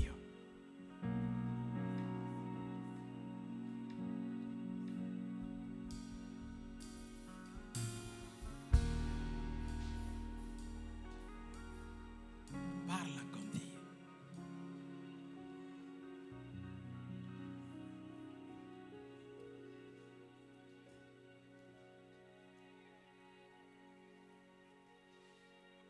Padre, grazie, perché non siamo più noi che vivono, ma è Cristo che vive in noi. Nella tua presenza siamo riempiti, battezzati e riempiti dello Spirito Santo. Siamo nella festa perché tu, Padre, ci hai chiamato oggi nella tua presenza. E io so, nessun padre non può chiamare la sua famiglia, i suoi figli, senza avere di che dargli o di che parlare con loro. Ci buttiamo nelle tue mani. Parla con noi nel nome di Cristo. Che l'uomo sparisce, Spirito Santo manifesta la gloria del Signore in mezzo a noi. Così abbiamo pregato. Amen. Amen. Un applauso al Signore. Quello è l'applauso per Jean-Claude. Ho detto al Signore. Applaudiamo per il Signore. Il Dio onnipotente in mezzo a noi. Amen. Guarda il tuo vicino, guardalo, guarda il tuo vicino. Chiedilo, che cosa sei venuto a fare?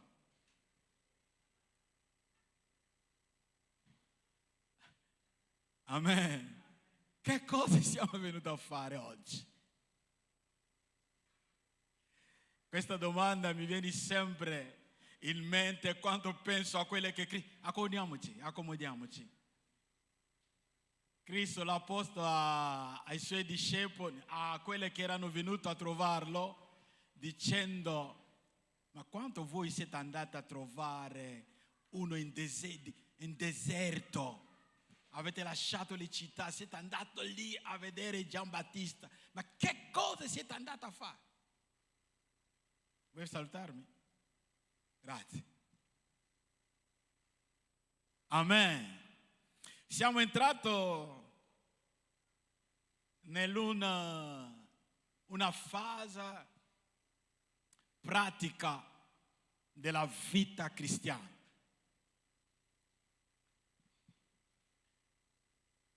il corso di chimica, per quelle che hanno fatto studi, noi altri forse no, il corso di chimica non si fa nell'aula normale. Il vero corso di chimica si fa nel laboratorio. È lì che si fa un corso di chimica. Perché la chimica non sarà mai una scienza, una materia teorica, no. Deve essere una materia pratica. Perché quando tu mi dici,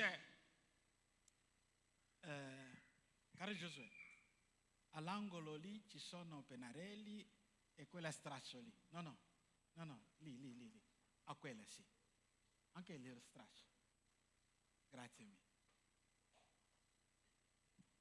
Quando noi diciamo, scusate perché userò la lavagna.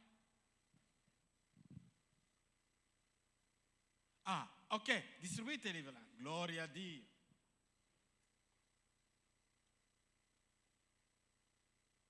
Quando noi diciamo l'acqua,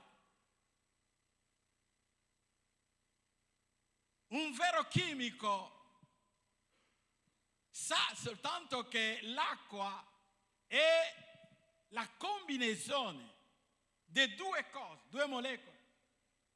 Se tu prendi due molecole, due atomi di idrogeno, aggiungi a questo un atomo di ossigeno, nient'altro avrà questa. E questa si chiama acqua.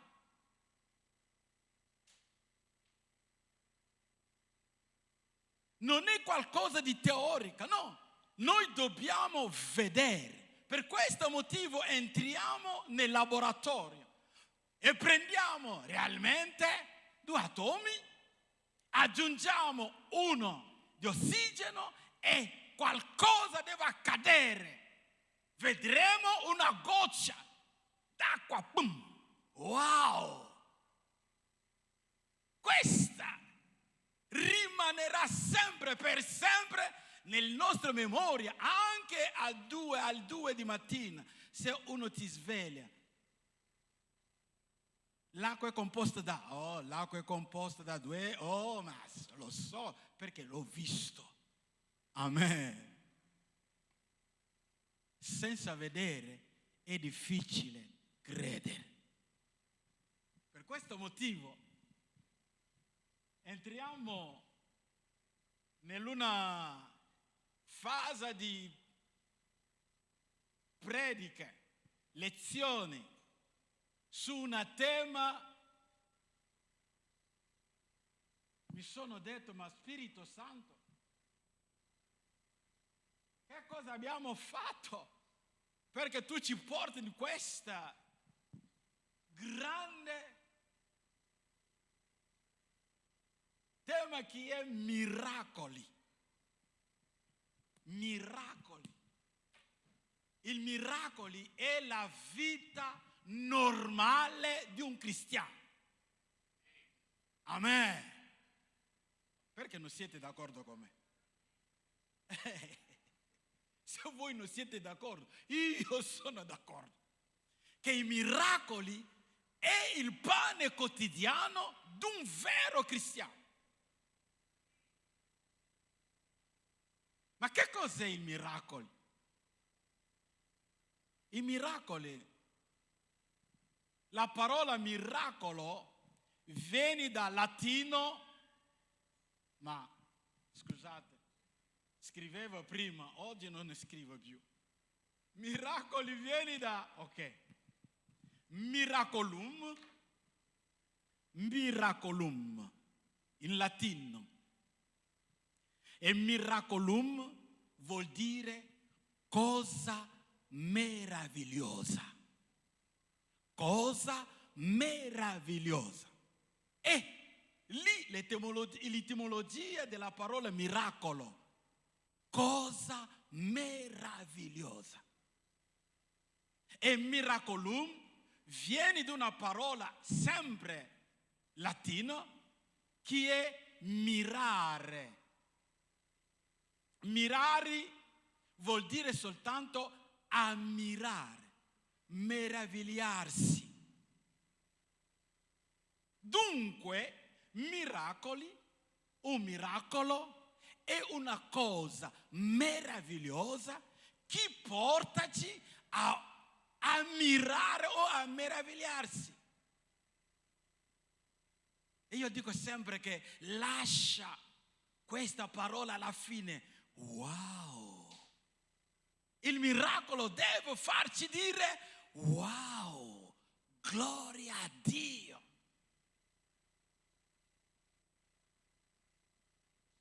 Ma per definizione, miracolo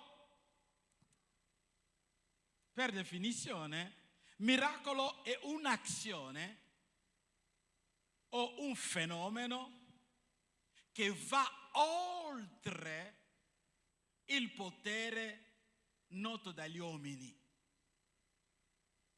Il miracolo, per definizione, è un atto, un'azione, un fenomeno che va oltre il potere umano. Dunque, miracolo vuol dire dove l'uomo aveva detto impossibile, dove l'uomo ha visto l'impossibilità e lì qualcosa accade e che gli fa dire wow. Prendo un esempio. Israele che scappa dall'Egitto, proseguito dagli egiziani, un'armata, un esercito fortissimo, potentissimo. E questi scappando si trovano davanti al mare. Non c'è scappo, non c'è altra via di scappo. Tutto disperato. Qua siamo morti. Ritornano contro Mosè per dire ma lì non c'era cimitero per essere sepolti lì, che portarci qua per essere ucciso così dall'Egitto. Nella loro impossibilità di vedere una soluzione, Dio si manifesta, una strada si apre. Wow! Wow! Dove l'uomo vede l'impossibile, e lì accade qualcosa che va oltre i suoi poteri, che noi chiamiamo miracolo. Ci siamo? Ci siamo? Ok. Il miracolo, dunque, è qualsiasi fatto che suscita meraviglia, che suscita sorpresa, che suscita stupore, in quanto superi i limiti della normale prevedibilità dell'accadere o vada oltre le possibilità dell'azione umana. In senso teologico, il miracolo è un fatto sensibile, straordinario, fuori e al di sopra delle consueto ordine della natura, operato da Dio o tramite il suo servo.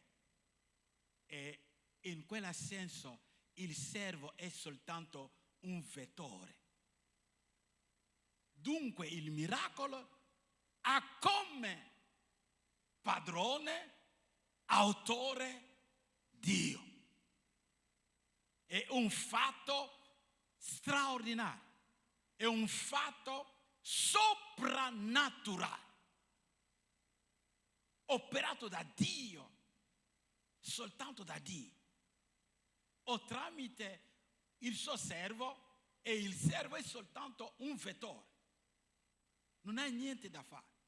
Ecco perché se tu senti un uomo di Dio che ti dice vieni a ricevere il tuo miracolo, non va. No, perché non è lui il datore di miracoli. Grazie mille. Amen. Il miracolo è prodotto da Dio. Ma quale è lo scopo di miracolo? Qual è lo scopo? Primo, in genere i miracoli hanno per scopo di attestare.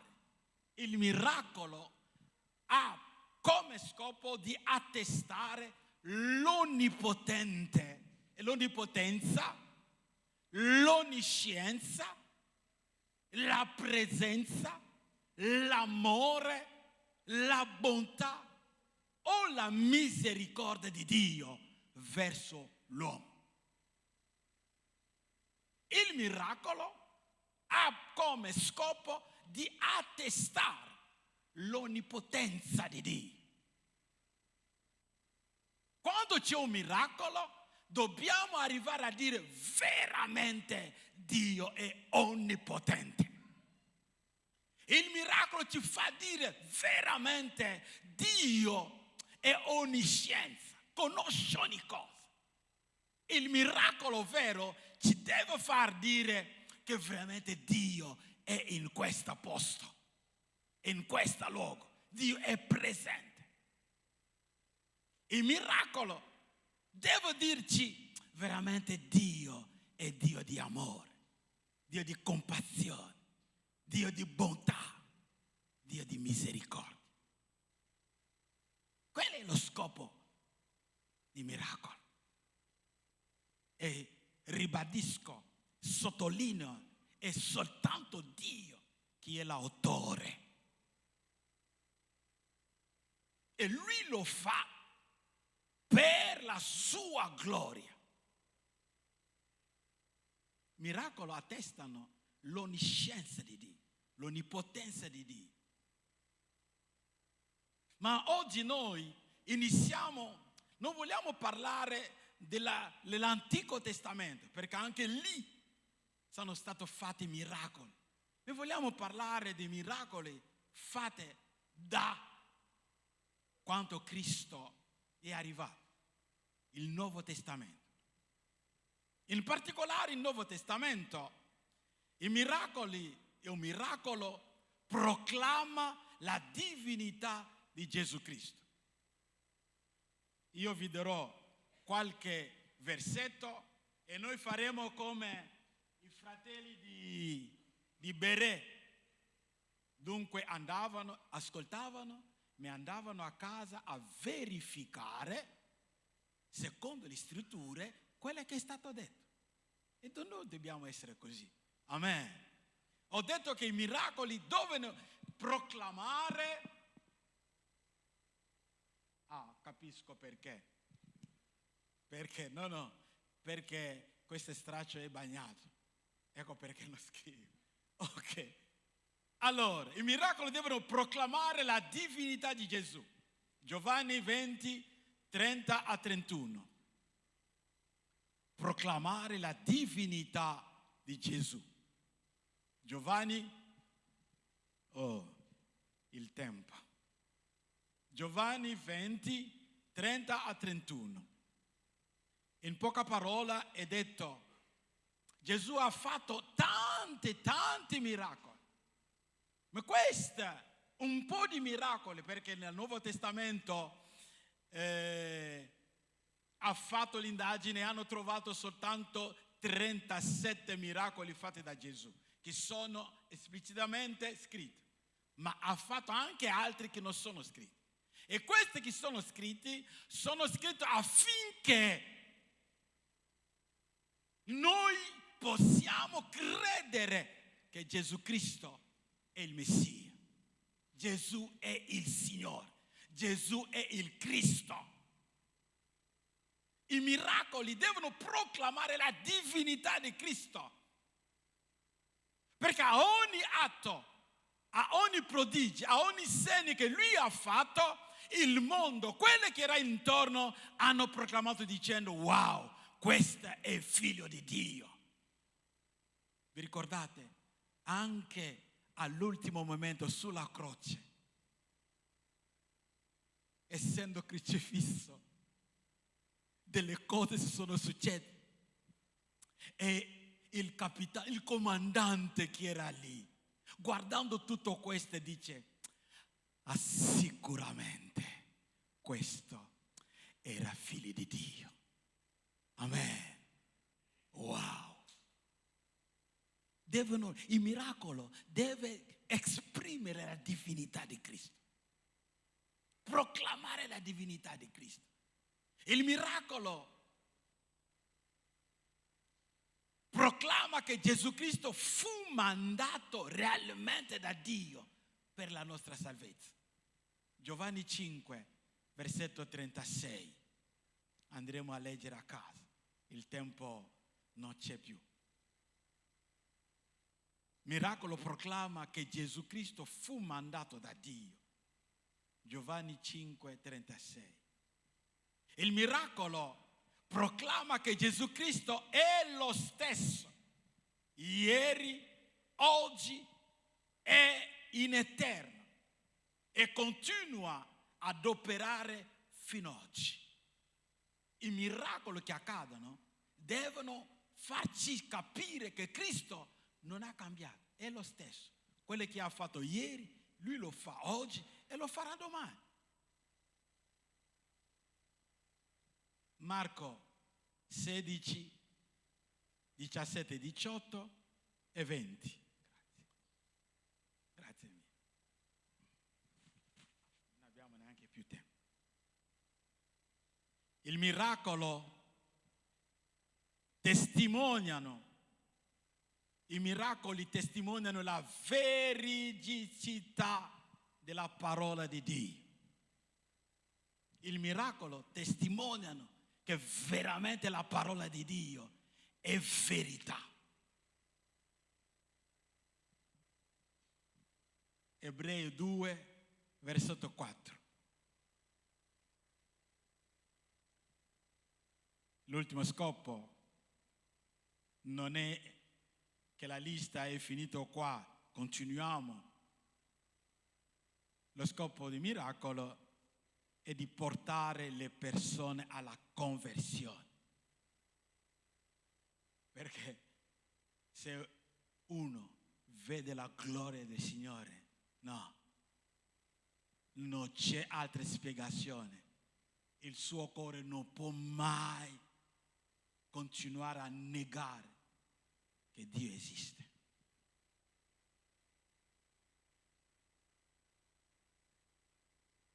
I miracoli sono sia dimostrazioni del potere divino che atti di compassione e servono come prova dell'identità messianica di Cristo Gesù. Ma come accade il miracolo? Io benedico il Signore perché nella sua prescienza ci ha portato su un cammino che ci porta oggi a vivere quello che stiamo parlando. Perché accade il miracolo ci sono due cose importanti.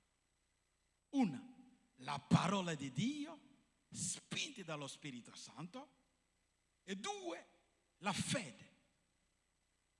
Dunque, parola di Dio che incontra la fede, è come l'ossigeno, l'idrogeno più ossigeno, non c'è altra cosa da fare che devo produrre l'acqua.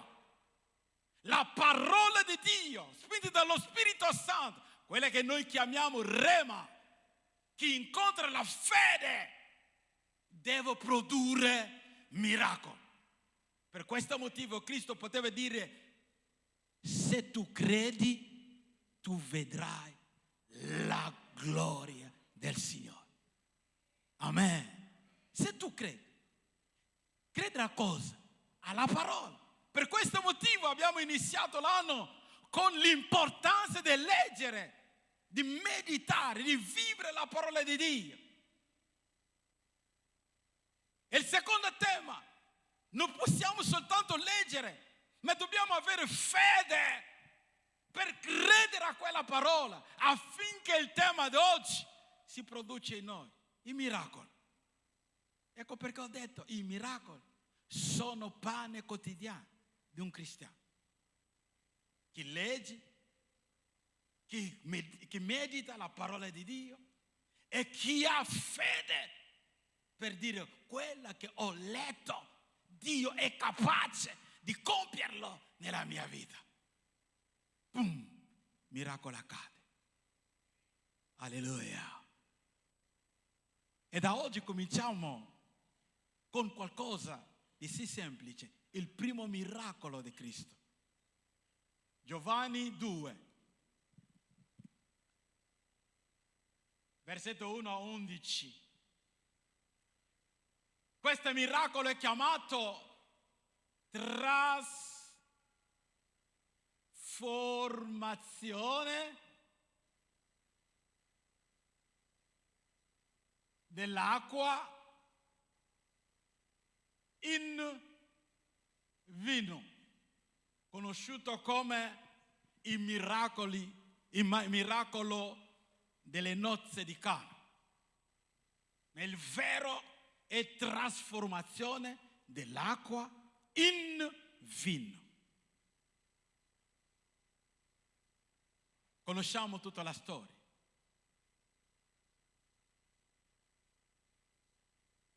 Quando Cristo ha cominciato il suo ministero, ha trovato delle persone. Fra di queste c'era Filippo. Filippo ha visto quello che Cristo faceva, quello che ha sentito, ha udito quello che Cristo diceva. Filippo va a trovare il suo amico, Natanaele, per dire: oh Natanaele, abbiamo trovato il Cristo, il Messia. Natanaele dice: lascia perdere, c'è qualcosa di buono che può venire da Nazaretto. Filippo non ha discusso con Natanaele. Filippo non ha cominciato a cercare a convincere Natanaele. Perché delle cose che noi diciamo sono delle cose spirituali e non servono praticamente un'argomentazione verbale, no. Filippo ha detto a Natanaele: amico, vieni e vedi, punto. Paolo dice: la predicazione del Vangelo non è un discorso persuasivo, no, ma la dimostrazione del potere.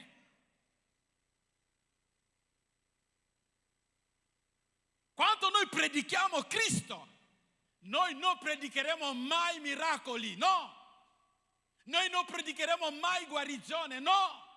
Noi predichiamo Cristo Gesù, che ha accettato la croce per dare vita. Allora in Lui ci sono benefici. I benefici sono quelli che noi chiamiamo oggi miracoli. Perché Lui, è soltanto Lui, è l'autore di quei benefici. Allora, tu predicatore, tu fratello, non vai a innalzare i miracoli, no, non vai a innalzare le guarigioni, innalza Gesù, predica Gesù. E quando Cristo sarà predicato, innalzato, a quel punto Lui si manifesta. E le sue manifestazioni sono quelle che noi chiamiamo miracoli. Ecco perché Filippo poteva dire a Natanaele: vieni e vede.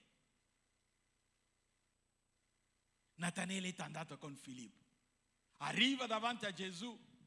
Gesù lo guarda e dice: wow, questo è veramente uno che è normale.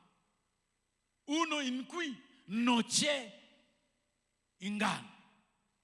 E Natanele guarda Gesù e dice: ma da dove tu mi conosci? Ci siamo visti qua, come mai tu dai una testimonianza così? Gesù comincia: prima che Filippo viene a cambiarti, quando eri sotto il figo, io ti avevo visto. Wow! Io apro una parentesi, non è scritto. Forse sotto quella fico,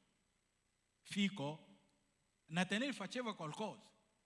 E quando ha sentito, ha visto che è stata scoperto, dice: no, se io dubito qua, c'è il rischio di dire quello che facevo lì. Allora, sì, io credo che tu sei figlio di Dio. Miracolo. Allora, fratelli, dopo di questa, Gesù e i suoi discepoli vanno a Canà e lì c'era una festa di matrimonio. Si pensa che Maria, la madre di Gesù, è stata un familiare di quella che faceva la festa. Perché era lì? La Bibbia non dice che era invitato, no, era lì. E perché si dice così? Perché ha constatato una cosa. Quando la festa ha cominciato, la gente cominciava a bere, e a un certo punto non c'era più vino. Che disastro, che scandalo. Una festa di matrimonio. L'elemento che porta la gioia nel matrimonio non c'è più.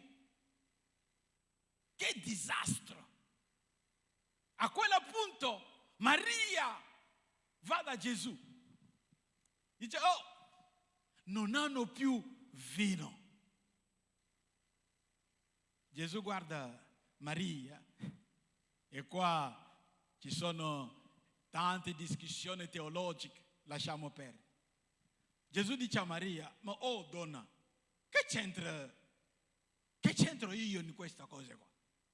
Che c'è fra te e io? Perché tu vieni a dirmi delle cose così? Maria non ha discusso con Gesù per dire: ma non sai che tu sei mio figlio? Ho potere su di te? Come mai tu mi chiami oggi donna? Lasciamo perdere tutto questo.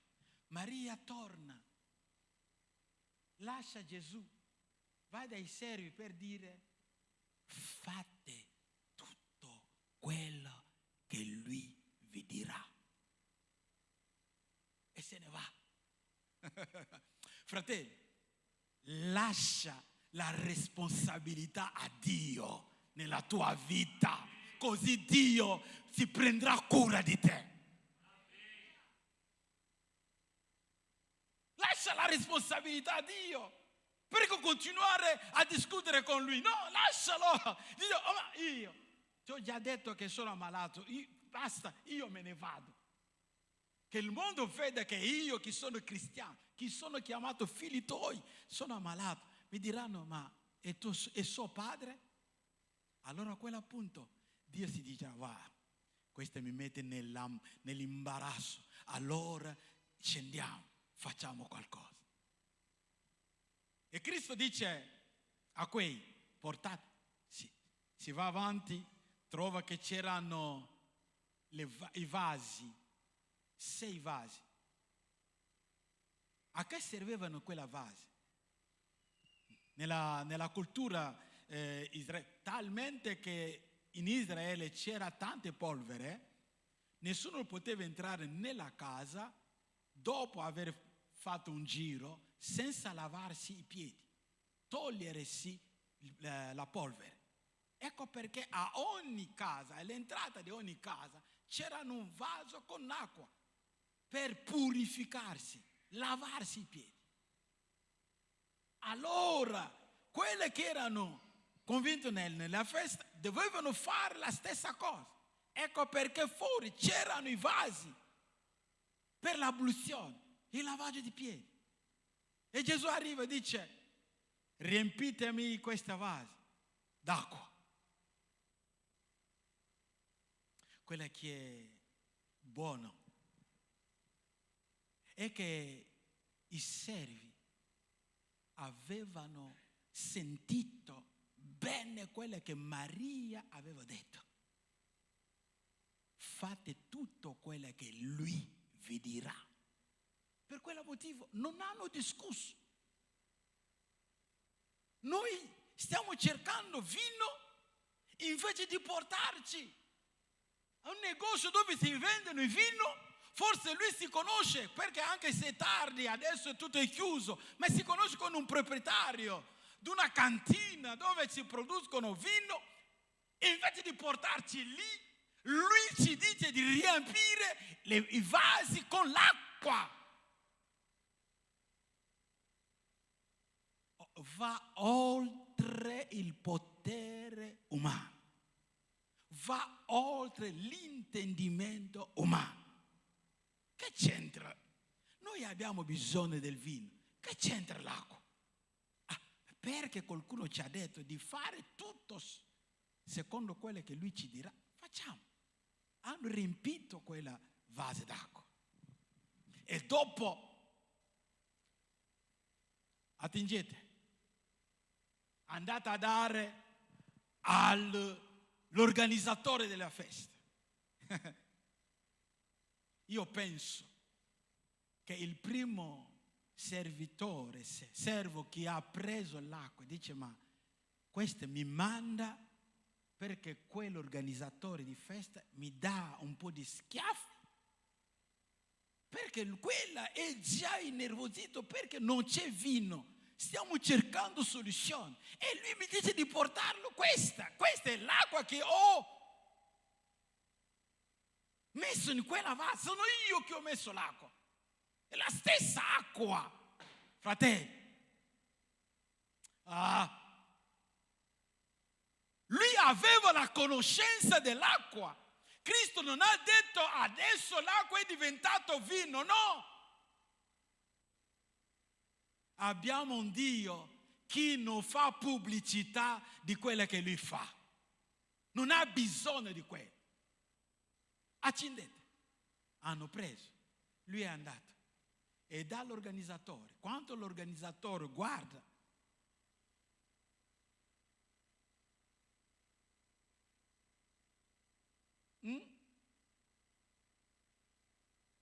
no? Seconda, terza. Fa no. Va dallo sposo per dire: ma che tipo di uomo tu sei? Ognuno serve il primo vino buono, ma tu hai servito un vino così, hai tenuto questo buono. A quel punto il servo che ha portato l'acqua si è reso conto che quella che ho portato all'organizzatore non è più acqua, ma è qualcosa trasformato. Perché Cristo ha fatto questo miracolo? Per 3 motivi. Primo, questo miracolo significa la provvidenza di Dio. La provvidenza di Dio. Fratello, questa mattina io vorrei proclamare che il Dio che tu preghi, che il Dio che tu sei venuto a cercare in questo luogo è un Dio che provvede. Ecco perché noi come Abramo lo chiamiamo Geova o Yahweh Yire. Dio che provvede. Sapevano che in quella festa qualcosa mancherà. Allora Cristo sia. Se Cristo è nella tua vita, fratello, nel momento di disastro, Lui provvederà. Ecco perché proclamiamo Salmo 23. L'Eterno, il Signore è il mio pastore. Virgola. Alleluia. Il Signore è il mio pastore? Nulla. Come conseguenza di questa nulla.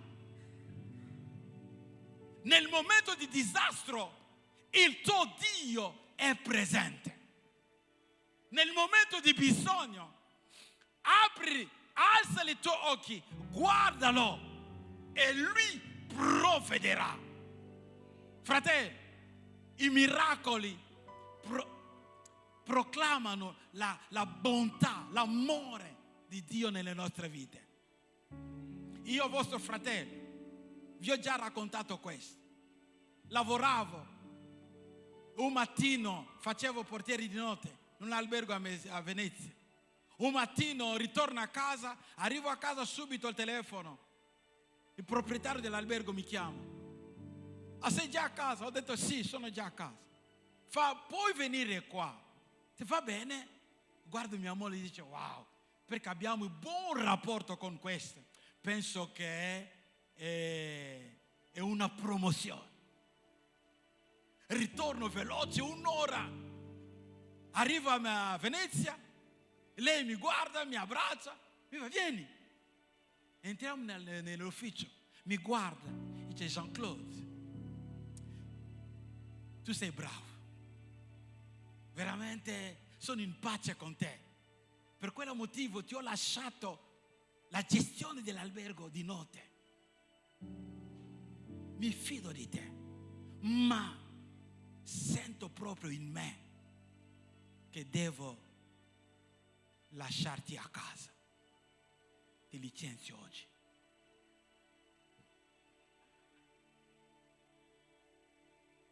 Che cosa ho fatto? Niente. Senza un richiamo disciplinare, niente. Tu sei un bravo, mi sento proprio in me che dobbiamo finire qua il nostro rapporto. Ho detto, ma guarda, ho 3 figli, una moglie, un appartamento in affitto, che come fai? Dice, ma lo so, ma sento proprio che tu devo rimandarti, no, basta oggi. Allora, come hai qualche giorno di festa e di ferie, vai dopo le ferie, vieni che concludiamo il contratto. Volevo discutere, sento in me qualcosa. Ogni cosa coopera per il bene di quelli che amano il Signore. Fratelli, a volte ci sono i versetti che lo sappiamo benissimo, ma che in quel concetto no. Ogni cosa mi mandano a casa senza lavoro, ogni cosa, e sento una pace interiore. Ritorno a casa, mia moglie mi aspettava con gioia e mi dà, dammi la buona notizia. La buona notizia è che sono rimasta a casa.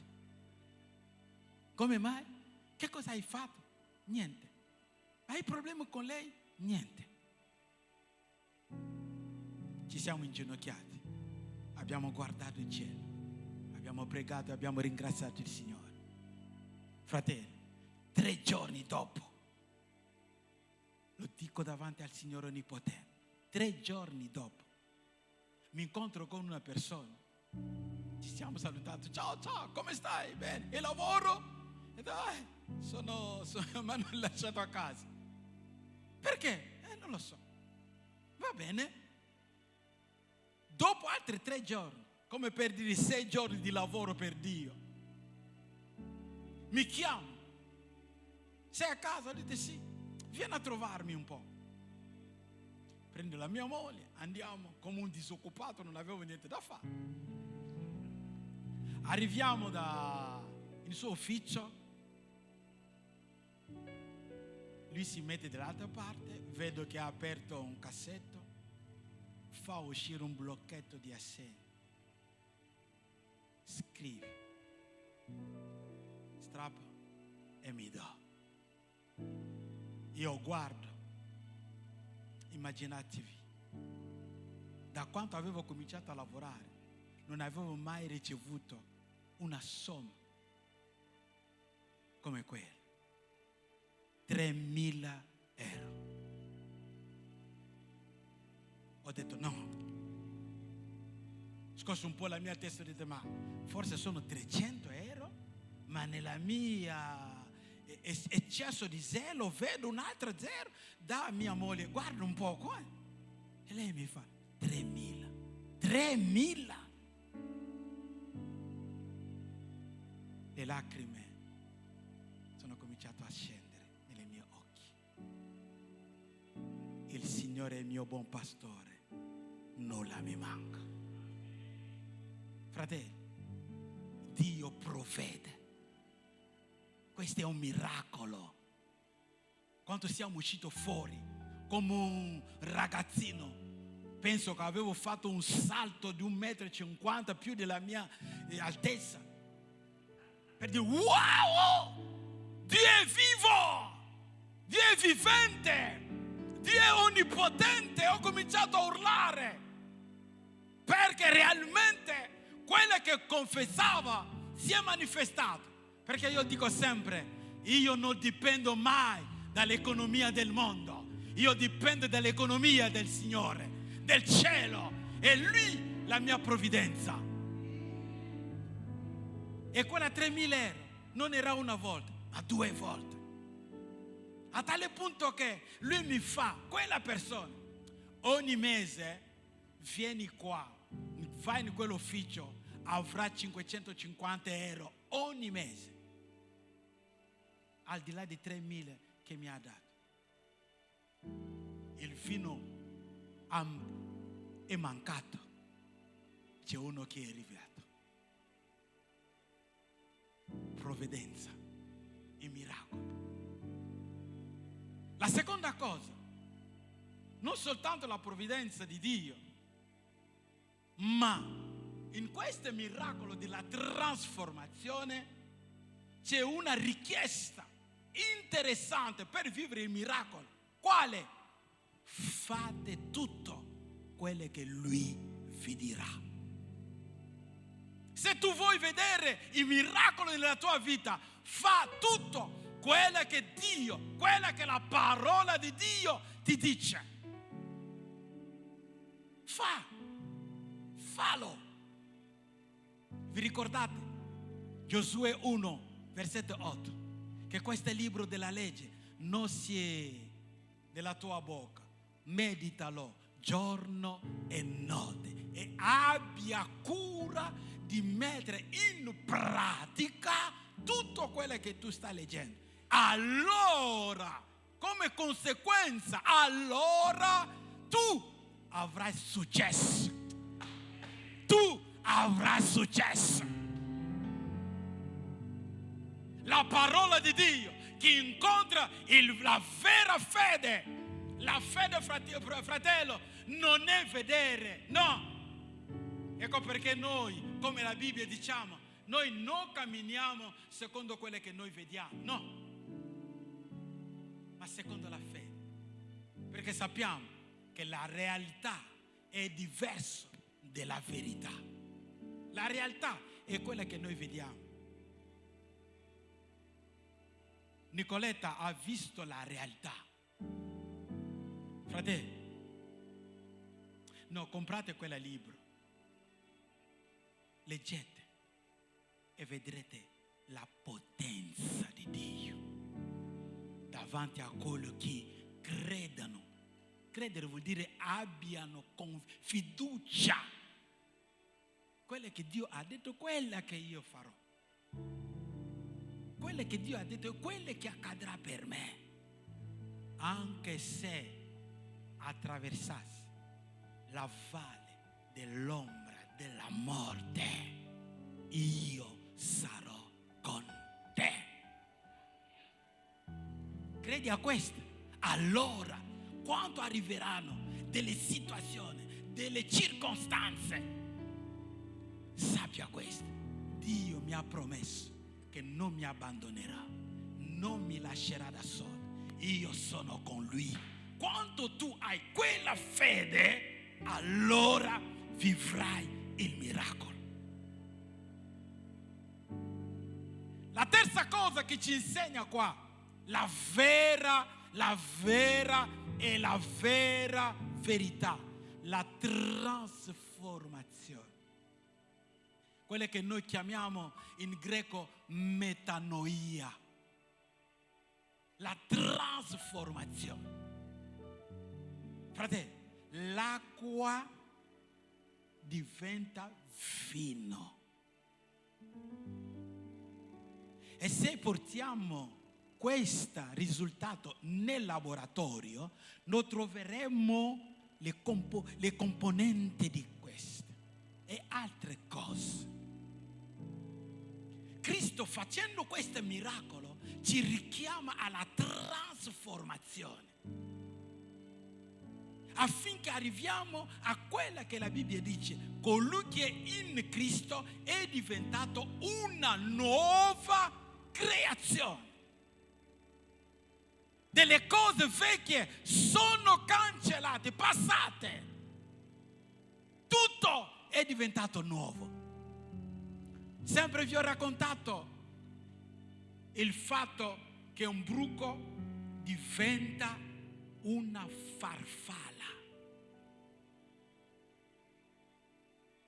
Il bruco, chi mangia l'erba, chi è sempre per terra, conosce la trasformazione. Attenzione, la trasformazione è diversa dal cambiamento. La trasformazione vuol dire perdere tutta la natura prima per acquisire una nuova natura. Perché se tu guardi la farfalla, non troverai niente di bruco nella farfalla. Sono due creature diverse. Abbiamo bevuto l'acqua. Oh, bene. Ma adesso che quell'acqua sia trasformata nel vino.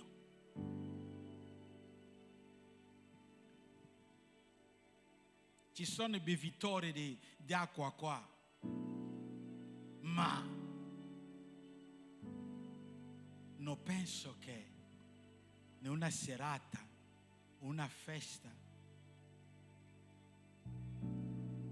non per ubriacarsi, perché so che noi non siamo di quella parte lì, ma c'è una gioia di bere primo calice, secondo calice, terzo calice, quarta anche. C'è la gioia di continuare a bere il vino più dell'acqua. La trasformazione. Questi tre elementi devono praticamente farci riflettere per il primo miracolo. Quello che Cristo ha voluto fare in primis è far passare il messaggio che Dio è colui che provvede a ogni bisogno. Dio è colui che può farci uscire da una situazione disastrosa per ridarci la gioia, la vita. Ha fatto con la sorella Nicoletta. Da una situazione disastrosa, Dio l'ha fatto uscire di là. Adesso guardatela. Wow, che bellezza. La vita comunicata. Dio provvede. Dio è capace di fare questo. Perché Lui è lo stesso. In questo miracolo Dio ci richiama per dire: se voi avete fede in me, se voi ubbidite a tutto quello che io vi dico, se voi mettete in pratica la mia parola, allora accadrà in voi i miracoli. Ecco perché ripeto per dire: il miracolo deve essere il pane quotidiano, ogni giorno. Noi dobbiamo vivere il miracolo. Davanti a un incidente, il Signore che ti fa uscire. Wow. Davanti a una difficoltà, Dio che ti dà una soluzione. Sono delle cose che accadono senza che l'essere umano entra in competizione. è la provvidenza dell'Altissimo, Dio che ti ama. E Dio ti chiama a una trasformazione. Perché tu devi diventare una lettera scritta dalla sua mano. Se oggi Nicoletta si punta davanti alle persone per dire: guardate quello che il Signore ha fatto con me, le persone che l'hanno conosciuto in quella disavventura, chi può negare la potenza di Dio? Se oggi ci portano qua un morto e che preghiamo, quella si alza, riprende vita, chi può dubitare della potenza di Dio?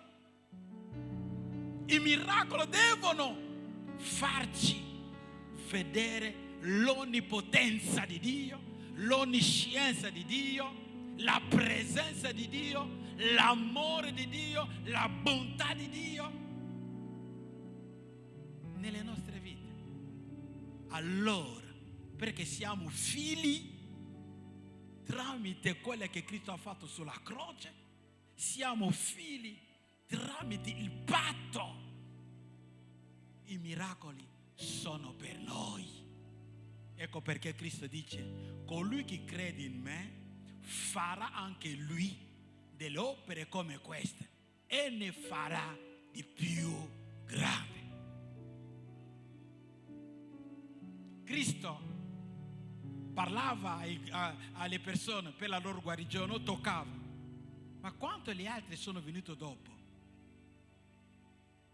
Un straccio, fratello, che ha toccato il corpo di Daniel, lo portiamo a una persona malata, che quella straccio tocca la persona malata e la persona guarisce. Wow! Chi può dubitare? Sapete perché i miracoli non accadono? Perché noi pensiamo, limitiamo la grandezza, la potenza di Dio a quelle che noi vediamo, a quelle che noi pensiamo. Dimentichiamo che Dio è al di sopra di ogni altra cosa. Alziamoci.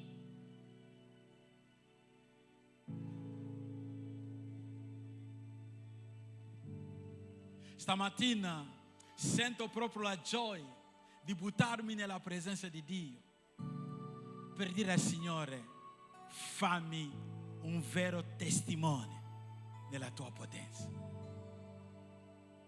Non so in che situazione tu sei, non so qual è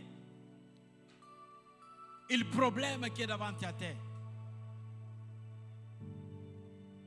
ma io so soltanto che c'è un Dio onnipotente che può oggi e adesso compiere in te qualcosa di soprannaturale, qualcosa che ti lascerà la bocca aperta, che ti spingerà a dire: veramente Dio è l'onnipotente. Chiudi i tuoi occhi, vedi un po' la tua vita. Forse tu sei in buono stato, non hai niente da chiedere al Signore. C'è un caro fratello, una sorella, un amico, un familiare che tu conosci che ha bisogno dell'intervento di Dio. Se tu oggi puoi dire al Signore: so che tu sei Dio che provveda. Oh, io ho fede in te, Signore.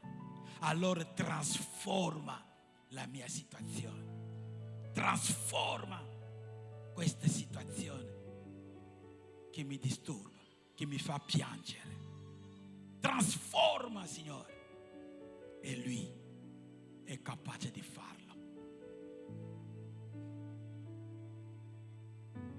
Approfittiamo nella grazia del Signore, perché Dio è in mezzo a noi. Se tu veramente hai questo bisogno, allora alza le tue mani. Alza le tue mani. Se tu puoi proclamare questa mattina, questa mia mezzogiorno, dicendo: io credo in te. Alleluia. Io credo in te. Io so che tu sei capace. Io so che tu non sei limitato. Io so che tu sei al di sopra di un altro nome. Io so che tu sei mio Dio. Io so che tu sei il creatore. Dio che chiama all'esistenza quella che non c'è. Io so che ha permesso che questa mattina, che sento che sei capace, per questo motivo io voglio pregare. O vogliamo fare come quella che la Bibbia dice: perché abbiamo creduto, questo ci ha spinto di parlare. Allora comincia a parlare a Dio. Comincia a parlare a Dio. Comincia a parlare a Dio. Comincia a parlare a Dio. Innalza Gesù Cristo sopra la tua situazione. Innalza Gesù Cristo sopra la tua malattia. Innalza Gesù Cristo sopra il tuo problema. Innalzalo, proclamalo che Lui è al di sopra. Perché tu lo stai chiamando al di sopra. Allora lascialo la capacità di agire nella tua vita. E quando Lui agisce, i risultati sono miracoli, segni soprannaturali, prodigi, delle cose meravigliose che devono essere viste nelle nostre vite. Padre,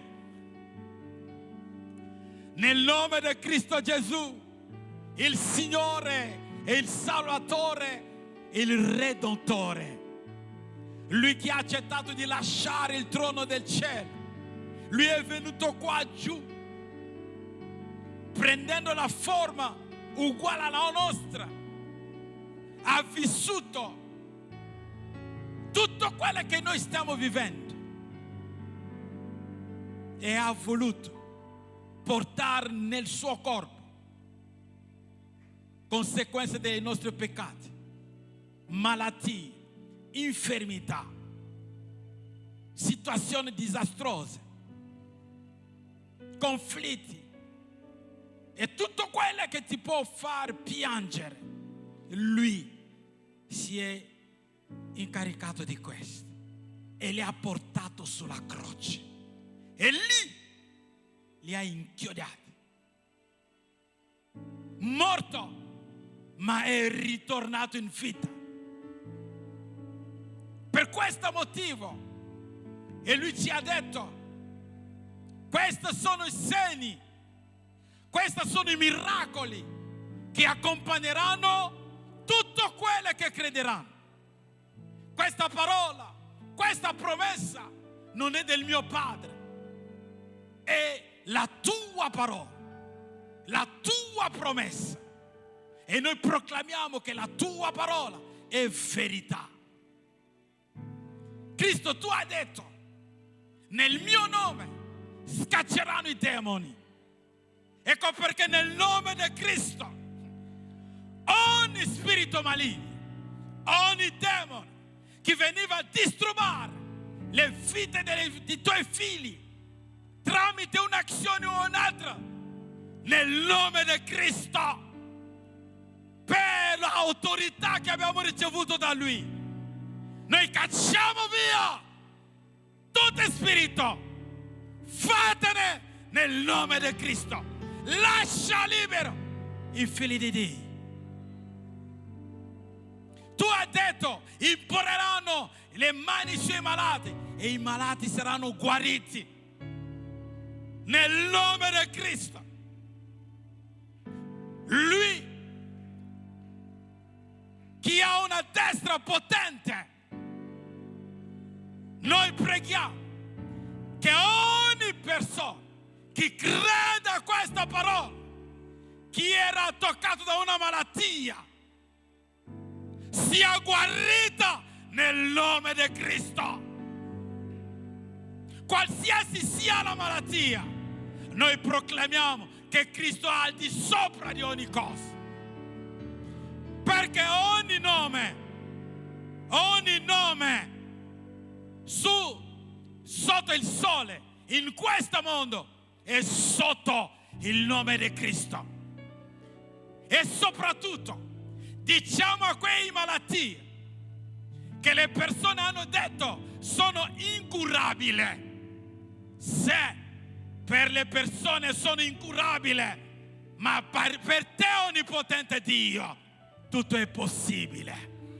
Per questo noi proclamiamo la guarigione nel nome di Cristo Gesù. La guarigione nel nome potente di Cristo Gesù. Perché è scritto, nelle sue lividure noi siamo stati guariti. Questa è la verità che noi proclamiamo. Tu conosci, Padre, quelle che i tuoi figli mancano. Tu conosci i loro bisogni. E oggi abbiamo proclamato che tu sei Dio che provveda a ogni bisogno. Fallo per la tua gloria. Padre, tu ci hai portato, tu ci hai protetto dal 1 gennaio. Hai fatto passare gennaio, oggi abbiamo passato febbraio, siamo entrati in marzo. Signore, confidiamo a te questo mese, che sia per noi un mese di miracoli. Noi vogliamo toccare con il nostro mano la tua potenza e noi vogliamo proclamare che tu sei Dio in mezzo a noi. Alzati, Signore, alzati onnipotente e dà ai tuoi figli la prova del tuo amore, della tua bontà, della tua misericordia. Perché se Dio è per noi, chi sarà contro di noi? E vogliamo, questa è la nostra preghiera, che ogni giorno nella nostra vita, che Cristo sia innalzato e di questa come conseguenza che viviamo i miracoli, delle cose soprannaturali, affinché possiamo parlare come Filippo, non come discorso persuasivo, ma dire vieni e vede. Sia lodato, Signore, sia glorificato, sia innalzato, oh Spirito Santo. Continua, Signore, per la tua gloria in mezzo a noi. Amen. Applaudiamo il Signore. Gloria a Dio. Amen. Voi avete ricevuto lì il dépliant? No? Lì c'è il cronogramma di tutti i miracoli che noi parleremo questi giorni. No? Allora potete tenere questo dépliant. Volevo ringraziare a tutti voi che siete venuti per la prima volta. Grazie della vostra presenza, che Dio vi benedica tanto. No? A tutti voi fratelli, che il Signore sia con voi. Grazie. No? E a tutti voi che siete venuti. No? Grazie, che Dio vi benedica. Alziamo le mani, preghiamo. Nicoletta e Adriano, grazie. Che il Signore benedica il vostro ministero e che il Signore possa prosperare questo progetto e che questo libro possa raggiungere tante persone per la gloria del Signore. Caro Padre, noi ti ringraziamo, Signore, per questo tempo nella tua presenza, ti lodiamo per la parola che abbiamo sentito, Signore, grazie per la vita del pastore Jean-Claude e che il tuo Spirito Santo continua a ministrare nei nostri cuori. Noi ti ringraziamo, Signore, per la vita di ogni persona che è qui, Signore, per ognuno che è venuto, che la tua parola possa confrontare, toccare, lavare ogni cuore, Signore, e che domenica prossima possiamo esserci qui di nuovo per lodare e glorificare il tuo nome. Noi benediciamo tutti i fratelli che sono rimasti a casa, magari per qualche problema, quelli che non stanno bene, Signore, per i problemi di malattia, che la tua benedizione possa raggiungere ognuno, Signore. Noi benediciamo tutti quelli che ci hanno seguiti da casa, Signore, tocca la loro vita, Signore. Dacci una settimana benedetta nella tua presenza, Signore. Quelli che hanno visite mediche da fare, colloqui di lavoro, vai davanti a loro, sistema sistema ogni cosa, Signore, dà la tua benedizione in ogni cosa, glorifica il tuo nome in ogni situazione, Padre. Dacci la tua benedizione, vieni con noi a casa, stia con noi, perché la tua presenza riempie i nostri cuori di gioia. Dacci una buona domenica e una settimana strabenedetta nella tua presenza, Signore, e che noi possiamo, Padre, ovunque andiamo, testimoniare di quello che tu stai facendo nella nostra vita, testimoniare della trasformazione, della conversione, Signore, di quello che noi eravamo e siamo oggi, testimoniare della tua grazia rivelata nella nostra vita, testimoniare del prezzo pagato, della salvezza che noi abbiamo ricevuto in te, Gesù, che noi possiamo davvero vivere il tuo Vangelo, Signore, nel confronto delle persone che sono accanto a noi. Dacci la tua benedizione, Padre. Noi glorifichiamo il tuo nome per tutto quello che tu hai fatto questa mattina e farai ancora. Nel nome di Gesù noi preghiamo così e ti ringraziamo. Amen. Che Dio vi benedica, grazie della vostra presenza e ci vediamo qui domenica prossima alle 10 per lodare e adorare il Signore.